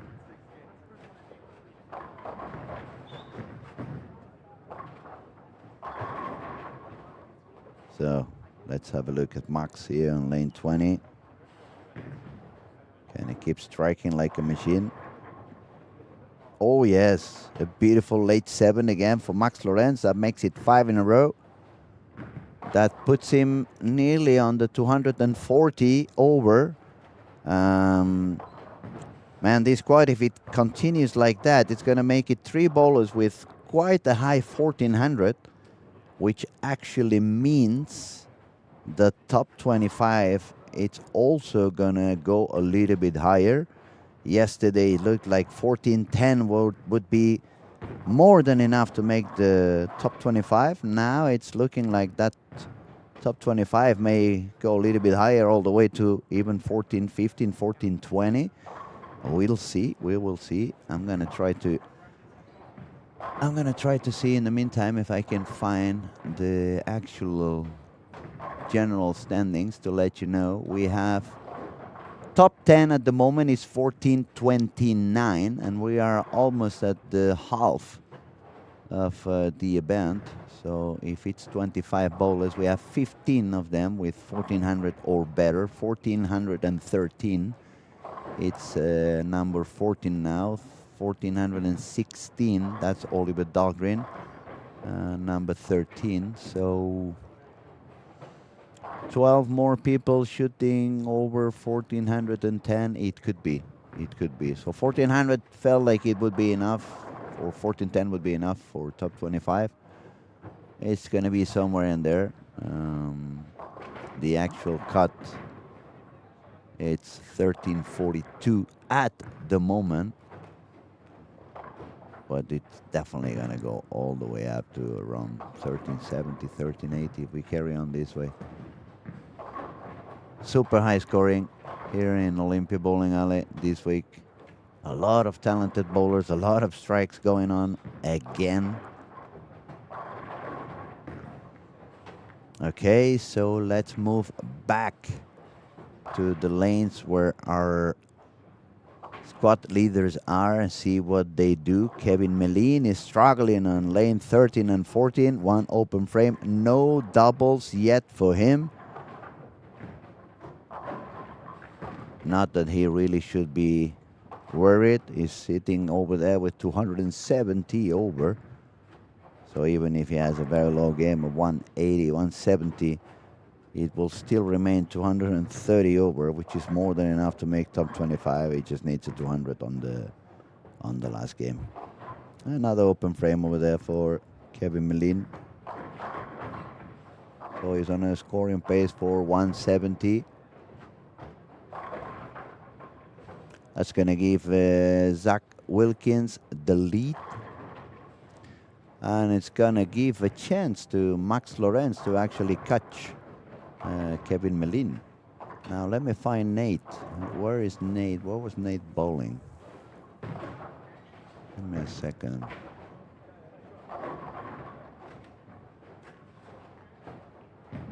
Okay, Nate is on lane 11 and 12, currently on par, but with a strike on the 8th. So he still can strike on the 9th and the 10th. If he strikes out, it's going to be a game of 230. I would put him on 217 over. But when you're on those numbers and you find a tricky pair, maybe you don't think so much on striking as to not really giving up more pins.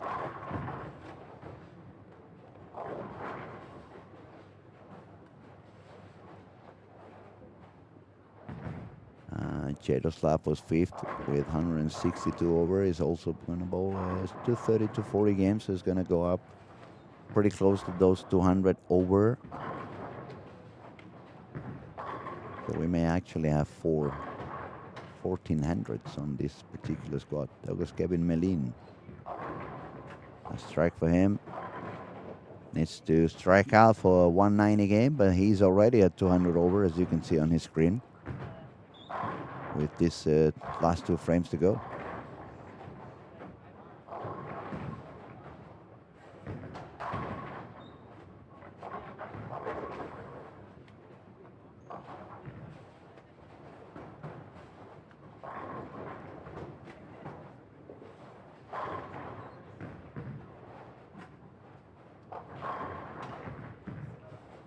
Okay, I'm looking around, and let me tell you, Jonathan Johansson, 123 over. Jaroslav with another strike is going to be 200 over. Max Lorenz with another strike is going to be 250 over. What else? What else we have? Thomas McNeil, 189. That drops down to 122 over.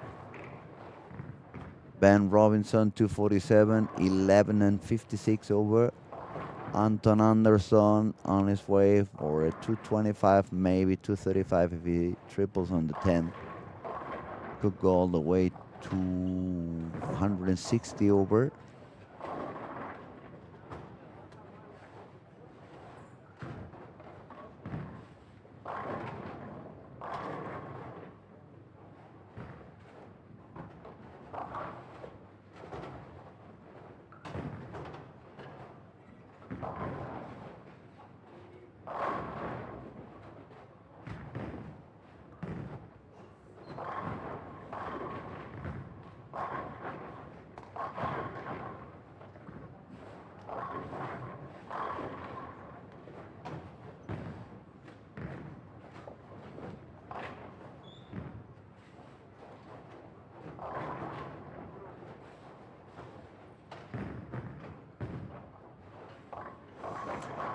Okay, that was an open frame for Zach Wilkins to end up this game 5.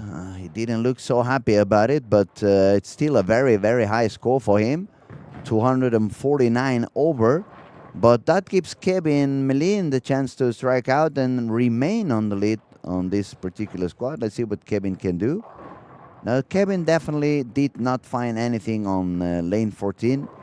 That's a 7. Previous frame on that lane was a 7. Previous one was a 9. The previous 9, an 8 and a 6. So not a single strike on lane 14 for Kevin Melin.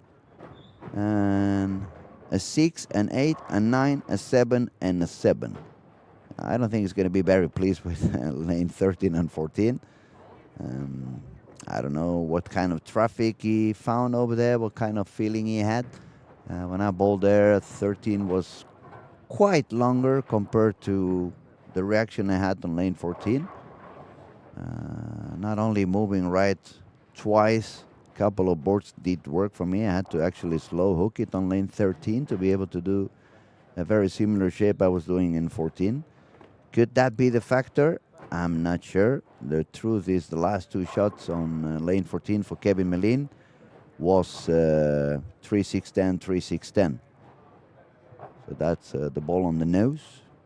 Could that be that he found that extra friction? I don't know.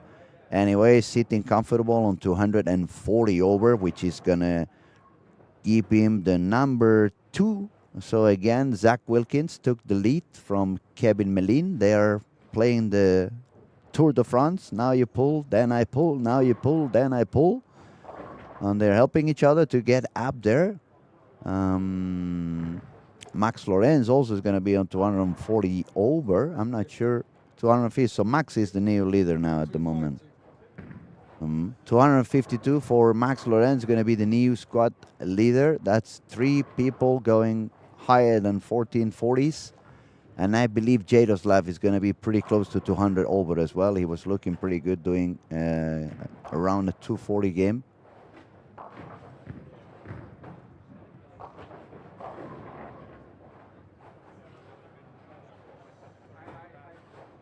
We just have lanes 7 and 8 to shoot the 10th frame.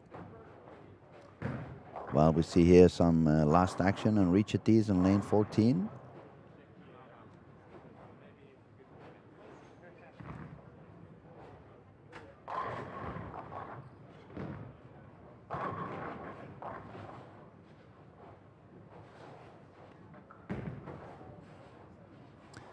Spare there for Eric Larsson.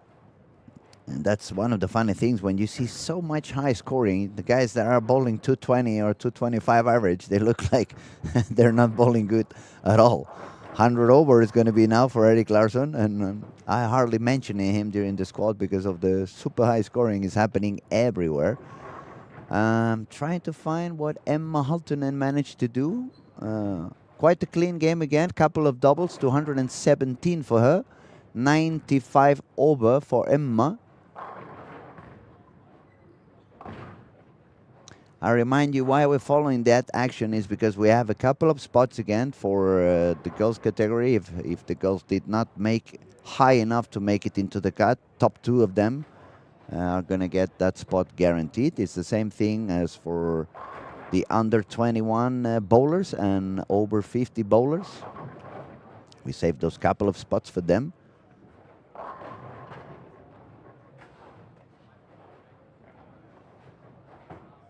Okay, so we only have just a couple of bowlers to end on lane 7 and 8. One of them is Timothy Tan and Brandon Bond as well. We already have some people starting is their last game, game 6. Zach Wilkins, 1249. We can see now on lane 19.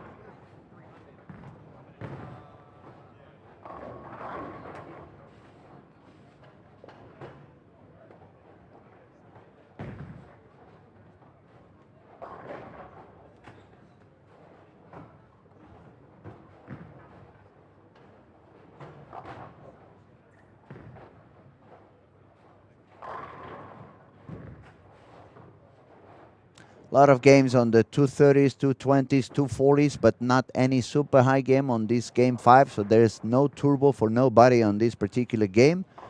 We'll see what goes on game 6. Maybe we find somebody that is not even bowling good, but makes a very high last game and gives himself or herself a fair chance to go on bowl on Sunday through the turbo.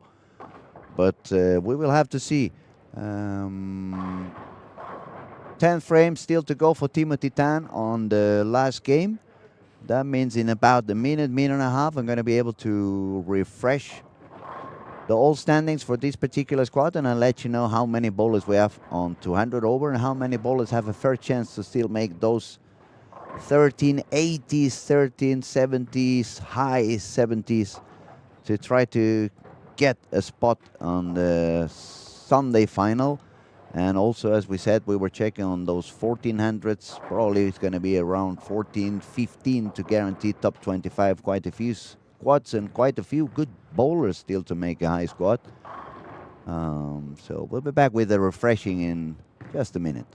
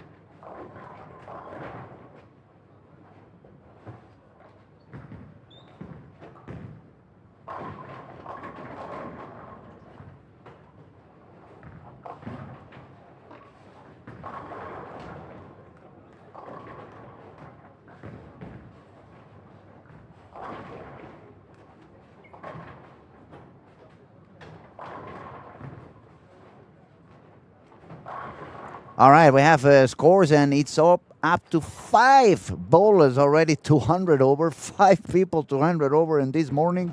What kind of coffee are they selling in here? I need some of that.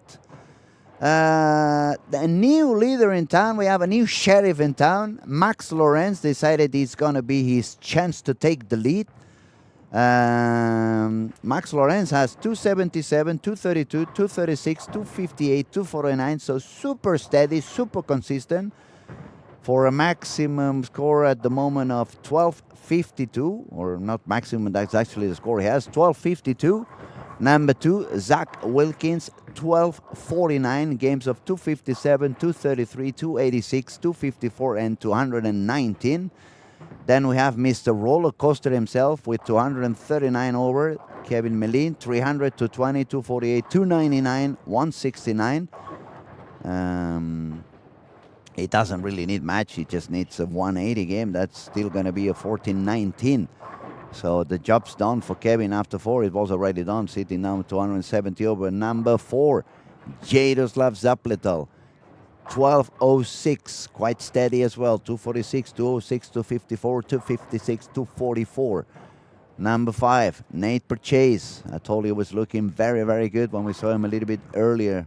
233, 238, 269, 247, 216. That puts him on 203 over. And then we have a 47 pin gap all the way from 5th to 6th. That's Ben Robinson. But Ben Robinson started with 157. There are those 40 pins that Ben Robinson is missing on this squad. But 257, 258, 237, 247 on the last 4 games tells me he's bowling quite consistent. I wouldn't be surprised he shoots 240 again, and that would make it 6 bowlers with 200 over. Number 7, Anton Andersson, 1136. Number 8, Jonathan Johansson, 1123. Number 9, Thomas McNeil with 189 on the last game. Expensive for him, 1122. And number 10, Thomas Larsen, 1105. If I move a little bit lower down, number 13, I find Emma with 95 over. And I can tell you we have up to 26 bowlers over par in this particular squad. Very high scoring squad. A lot of talent, as we said before. That creates a very specific traffic and consistent transition on the lanes. There's not many amateur bowlers, so it's no chaotic traffic. Not many super different lanes, or pairs, one from another, and that's one of the reasons why these guys are so good and get use of that bigger room they are finding today and striking like machines. That was a very long talking without breathing. So 7 and 18, front 4 for Dennis Lienhardt, front 3 for Thomas McNeil, spare and triple for Carl Adolfsson. In the meantime, I'm going to try and find the leaders and let you know where they are, what they do. In Max Lorenz, open frame 9 spare on 15 and 16. In the meantime, we can see that replay on Thomas McNeil. Late 9 falling down.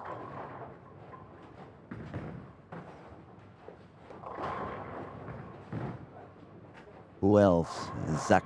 Zach we have on lane 19. No strikes yet for Zach Wilkins. Another open frame for him. He wasn't having a good look with the urethane. He switched to the reactive, but that was a little bit too far outside, I would say. Perhaps the ball is a little bit too shiny, and that causes that terrible over-under reaction. You put it a little bit on the oil, the ball never makes it back. You send it a little bit out to the friction, the ball jumps like a rabbit.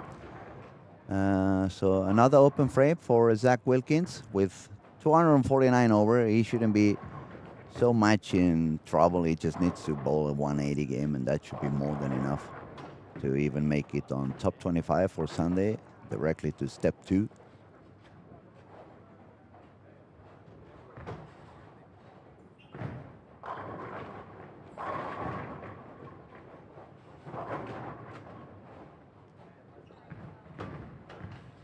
So Kevin Meline is back on 9 and 10, where he throw 300 to start the squad. Double 9 spare strike.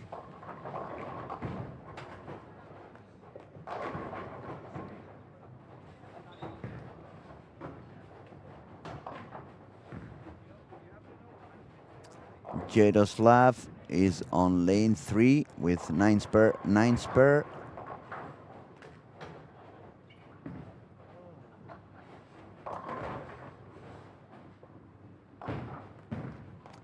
And Nate Purchase is on 7 and 8 with a triple and a 9 spare. Someone's cleaning the gutters, yeah?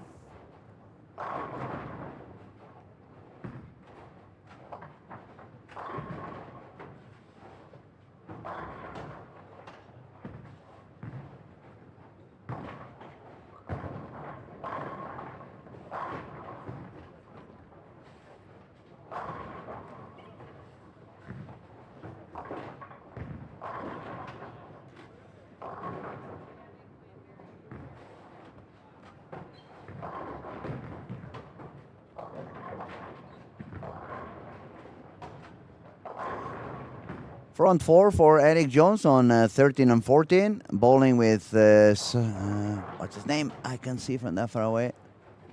Yeah, Sim Henrik Saar with a spare and a triple. We had that front four and spare for Dennis Linhart. We are back on 7 and 8 to see what Nate Purchase can do. Nate is currently 203 over, so that turkey to begin the game is going to make him very happy and confident to go on. I'm curious, are we going to have 5 guys on that 1400? It looks that way. It looks that way. We definitely have to wait a little bit more, but 5 guys making 1400 on the same squad makes you wonder, this was the squad I wanted to have signed on, because it paid out so well.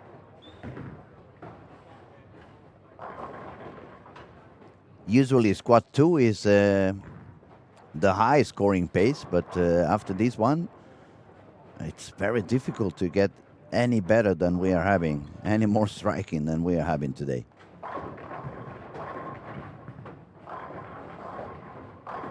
There you go, late 10 over there for my buddy Nate. Look at this one.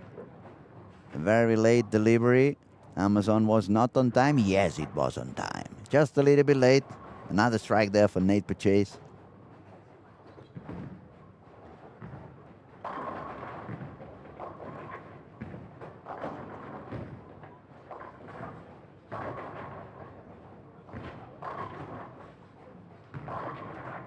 Let's make a quick roundabout through the alley. So you see some of the bowlers still playing over here. Alexander Horton, strike spare on 3 and 4. Alex was a bit short to 100 over. I think it was 90. Let me see, it was Alex. Yeah, 85 over. So he needs a very, very, very high game. Yeah, it's not going to be enough for Alex on this one. Same thing for Thomas Larsen. A good squad. Same as well here on Anton Andersson, but that's not going to be enough to go on to the next round. Moving back to 5 to 8. Strike there for William Klasburn.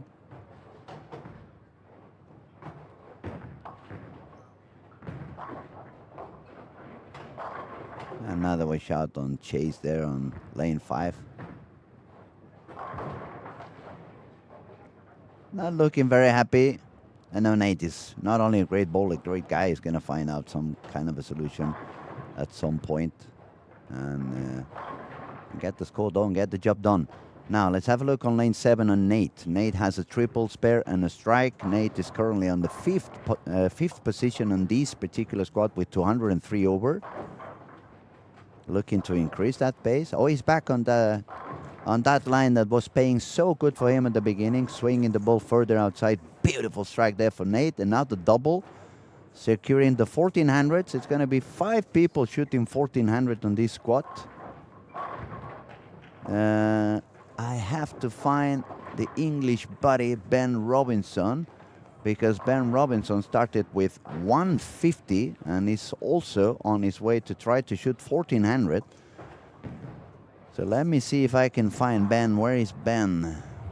There he is on lane 9 and 10. Not a good game for Ben. Open frame on frame 3 and a very expensive one. It was a 5-2. Takes a lot of pins away, and Ben needs at least a game of 230, 235. Spare on frame 6. That's put him on, let me count, 47. Actually, Ben needs to strike out. Ben Robinson needs to strike out for a score of 1387, which would be maybe on the cut. His highest squad so far was a couple of days ago, 1277. So he definitely needs to push as hard as he can. But the thing is, he needs to do a high game on the pair where he started with a 157. If that was still somehow, somewhere in the back of his brain and he didn't start the striking, it could have caused a little bit of doubt. And that's the last thing you need when you really need to go on striking. Moving on to 13 to 16. Lucas, Eric Jones, Emma Wee, Emma, 3 splits for Emma Haltonen here. That's the last thing Emma needed. She was doing quite a very good series with 95 over. But these 3 open frames are going to be super, super, super expensive. She needs to put some strikes in there. She needs to strike out to make 209.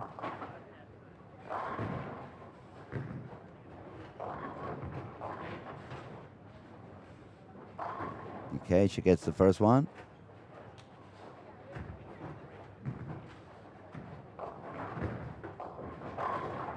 Another double there for Max Lorenz on lane 16. He started with an open frame, but now he's back on track. Spare double, spare double. He's the squad leader with 252 over at the moment.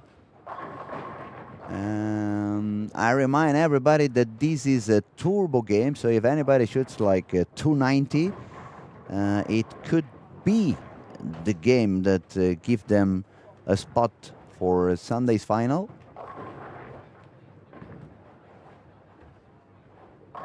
At the moment, the only one in that situation would be actually this guy we have on 13 and 14, Sim Henrik Saar. But he needs to strike out and shoot that 290 to get that spot on the turbo on game 6. Emma on lane 16. Now this pair is not paying good for Emma. She's a very sweet girl, super good bowler. Unfortunately for her, that pair is not giving her much room to play it safe, and it could be very expensive for her as she's had those 3 big splits. All right, let's move back again. 17 to 20, Mike Ong, Paul Purp, Zach Wilkins. Look at that, Zach Wilkins had 3 open frames. He was 249 over, and he was on his pace for a 150, which would have been super expensive. It would have dropped him out of the 1400s, but he made a turkey in there, and he can still strike out for a game of 199.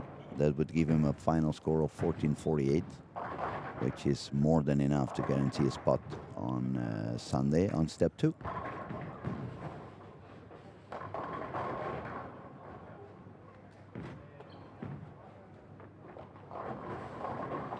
So Mike Kong, 1300. It's maybe not going to be even the top 10 in this squad. One more for Zach Wilkins. He definitely needed that. It's going to put him on the 190s, 180 something, but he needs one more. That's going to be enough. 1420 already guaranteed on his score, and that's more than enough for making it into top 25. Let me see where everyone else is.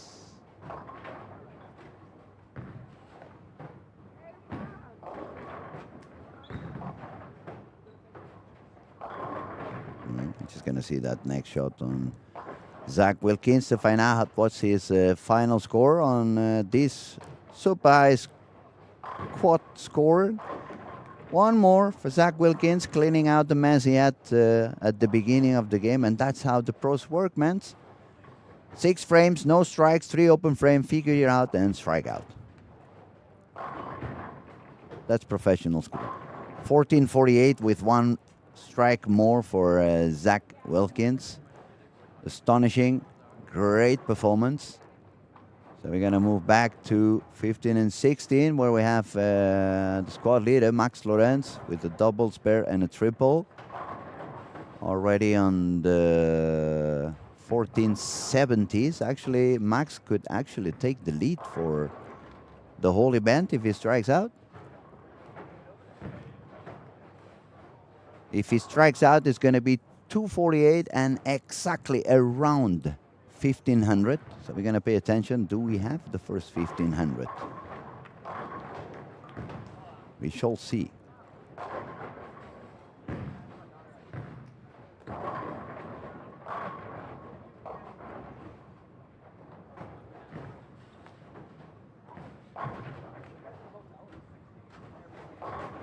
A lot of striking as well for my good buddy over there in 7 and 8. Look at Nate Purchase working on the possible 279, which would give him a score of 1482. Crawling all the way up to the lead and crawling all the way up to the top scoring guys in the week. Another beautiful strike there for Nate Purchase. Looking super consistent.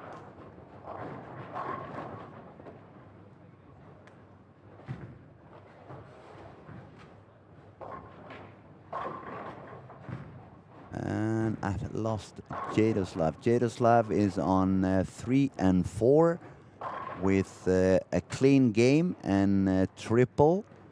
He still have the 9 and the 10th frame to go. Let's see at Nate. A little bit unbalanced on that one. 10 pin. 268.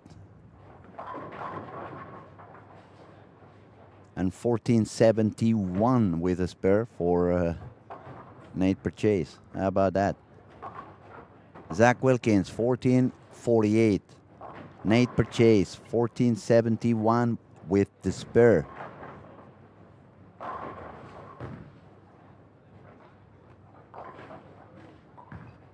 Kevin Mellin already on the 1400s with the 10th frame to go.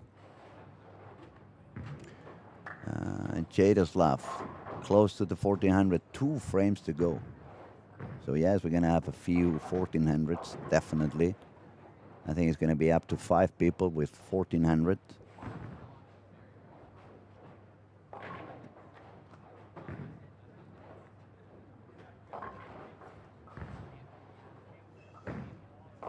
Let's move again so we can see the end of the squad for Max Lorenz. He's going to take a shot after the sparing on lane 15.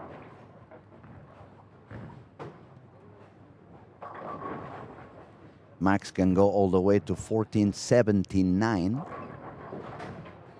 So that means actually Max needs to double to win the squad. Otherwise, the winner of the squad is going to be Nate Purchase. They have all been moving up and down, unless Kevin Mellin. 36. No, Kevin Mellin is not going to be able to win the squad. He has a maximum score of 227, which would put him on 1466. Definitely this squad has been unbelievable high. Let's have a look at Max here on lane 15.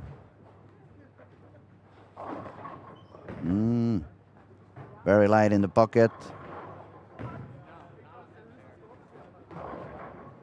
So the squad winner, it's going to be Nate Purchase with 14 and 71. How about that?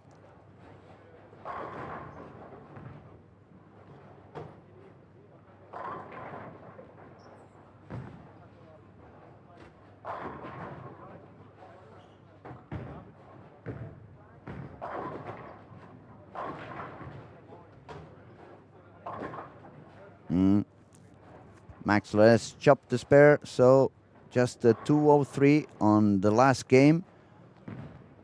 14 and 48, I believe, or no, everything is need to count 9 pins there. So 1455 for Max Lorenz. And now we will quickly jump to lane 3 and 4. Sorry, that's not lane 3 and 4. This is 3 and 4. Because we have Jadoslav also with a 1400 in here. We will see that one, and then we'll say goodbye for this unbelievable high-scoring squad 16 here in Olympia Bowling Alley in Helsingborg. Beautiful Helsingborg, Sweden.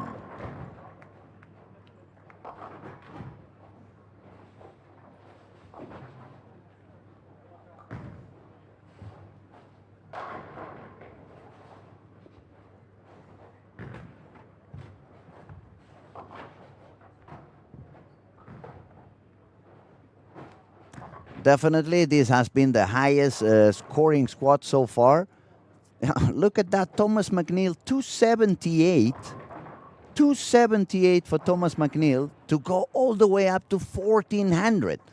So it's going to be 7 bowlers with 1400 on this squad. Or, no, six bowlers, sorry. Ben Robinson is going to be short to that at the end.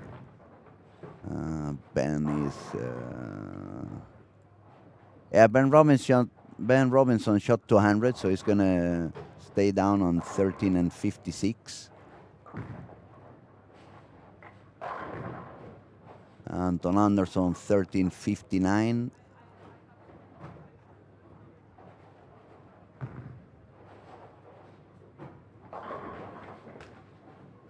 And Jaroslav is going to be on the 14.20s. That was an amazing squad. I'm very happy they scored so high because the energy was a little bit low for me. It was a very, very long night yesterday. Well, very long day and a very long night. I entered the bowling alley 8 in the morning. I left the bowling alley 1 a.m. So that was a very long day. Not only for me. The staff is working even harder. At least my work is sitting down and just talking. It's not that exhausting. I just raped my back again. Moving a speaker for the DJ set that they were doing there. So at some point my tongue may be a little bit blurry and my mind may be a little bit blurry. The pills may do some effect, but if the bowlers keep striking the way they did on this squad, like Gloria Gaynor, I will survive. So, is everybody done? I think so. So let's see if before I say goodbye to you all, I can give you an update on... no, there's one more shot to go on lane 12 for Timothy Tan. Let's have a look on that. It's very spectacular. Look at that. Strong release, a lot of power on that. Not the best shot. 220 for 11.50. Timothy is a very good bowler, even if it doesn't show on this particular moment. Let's go to this general vision. And give me a second, see if I can get the scores quickly updated. And before I say goodbye, we'll be back in, let me see the time. It's 11:50 here in Helsingborg. Next squad is at 1 o'clock. So you have 1 hour to go grab some coffee, get some lunch, take a shower, get ready to rumble. And let's give it one more try to that refreshment. No, it doesn't want to come out.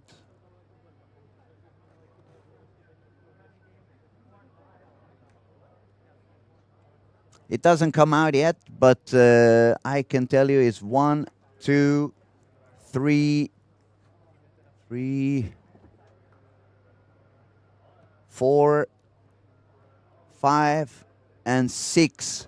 6 people with 1400 on this squad.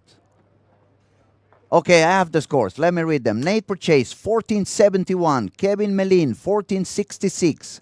Max Lorenz, 1455. Zach Wilkins, 1448. Jaroslav Zapletal, 1420. And Thomas McNeil, 1400. 6 people shooting 1400 on this squad. Maybe they put the wrong pattern and they put the house league shot because this is unbelievable. Jokes apart, everybody, we'll be back at 1 o'clock with more action, more talented bowlers, more passion, and a lot more fun. Thank you for your time, and we'll be back very, very soon.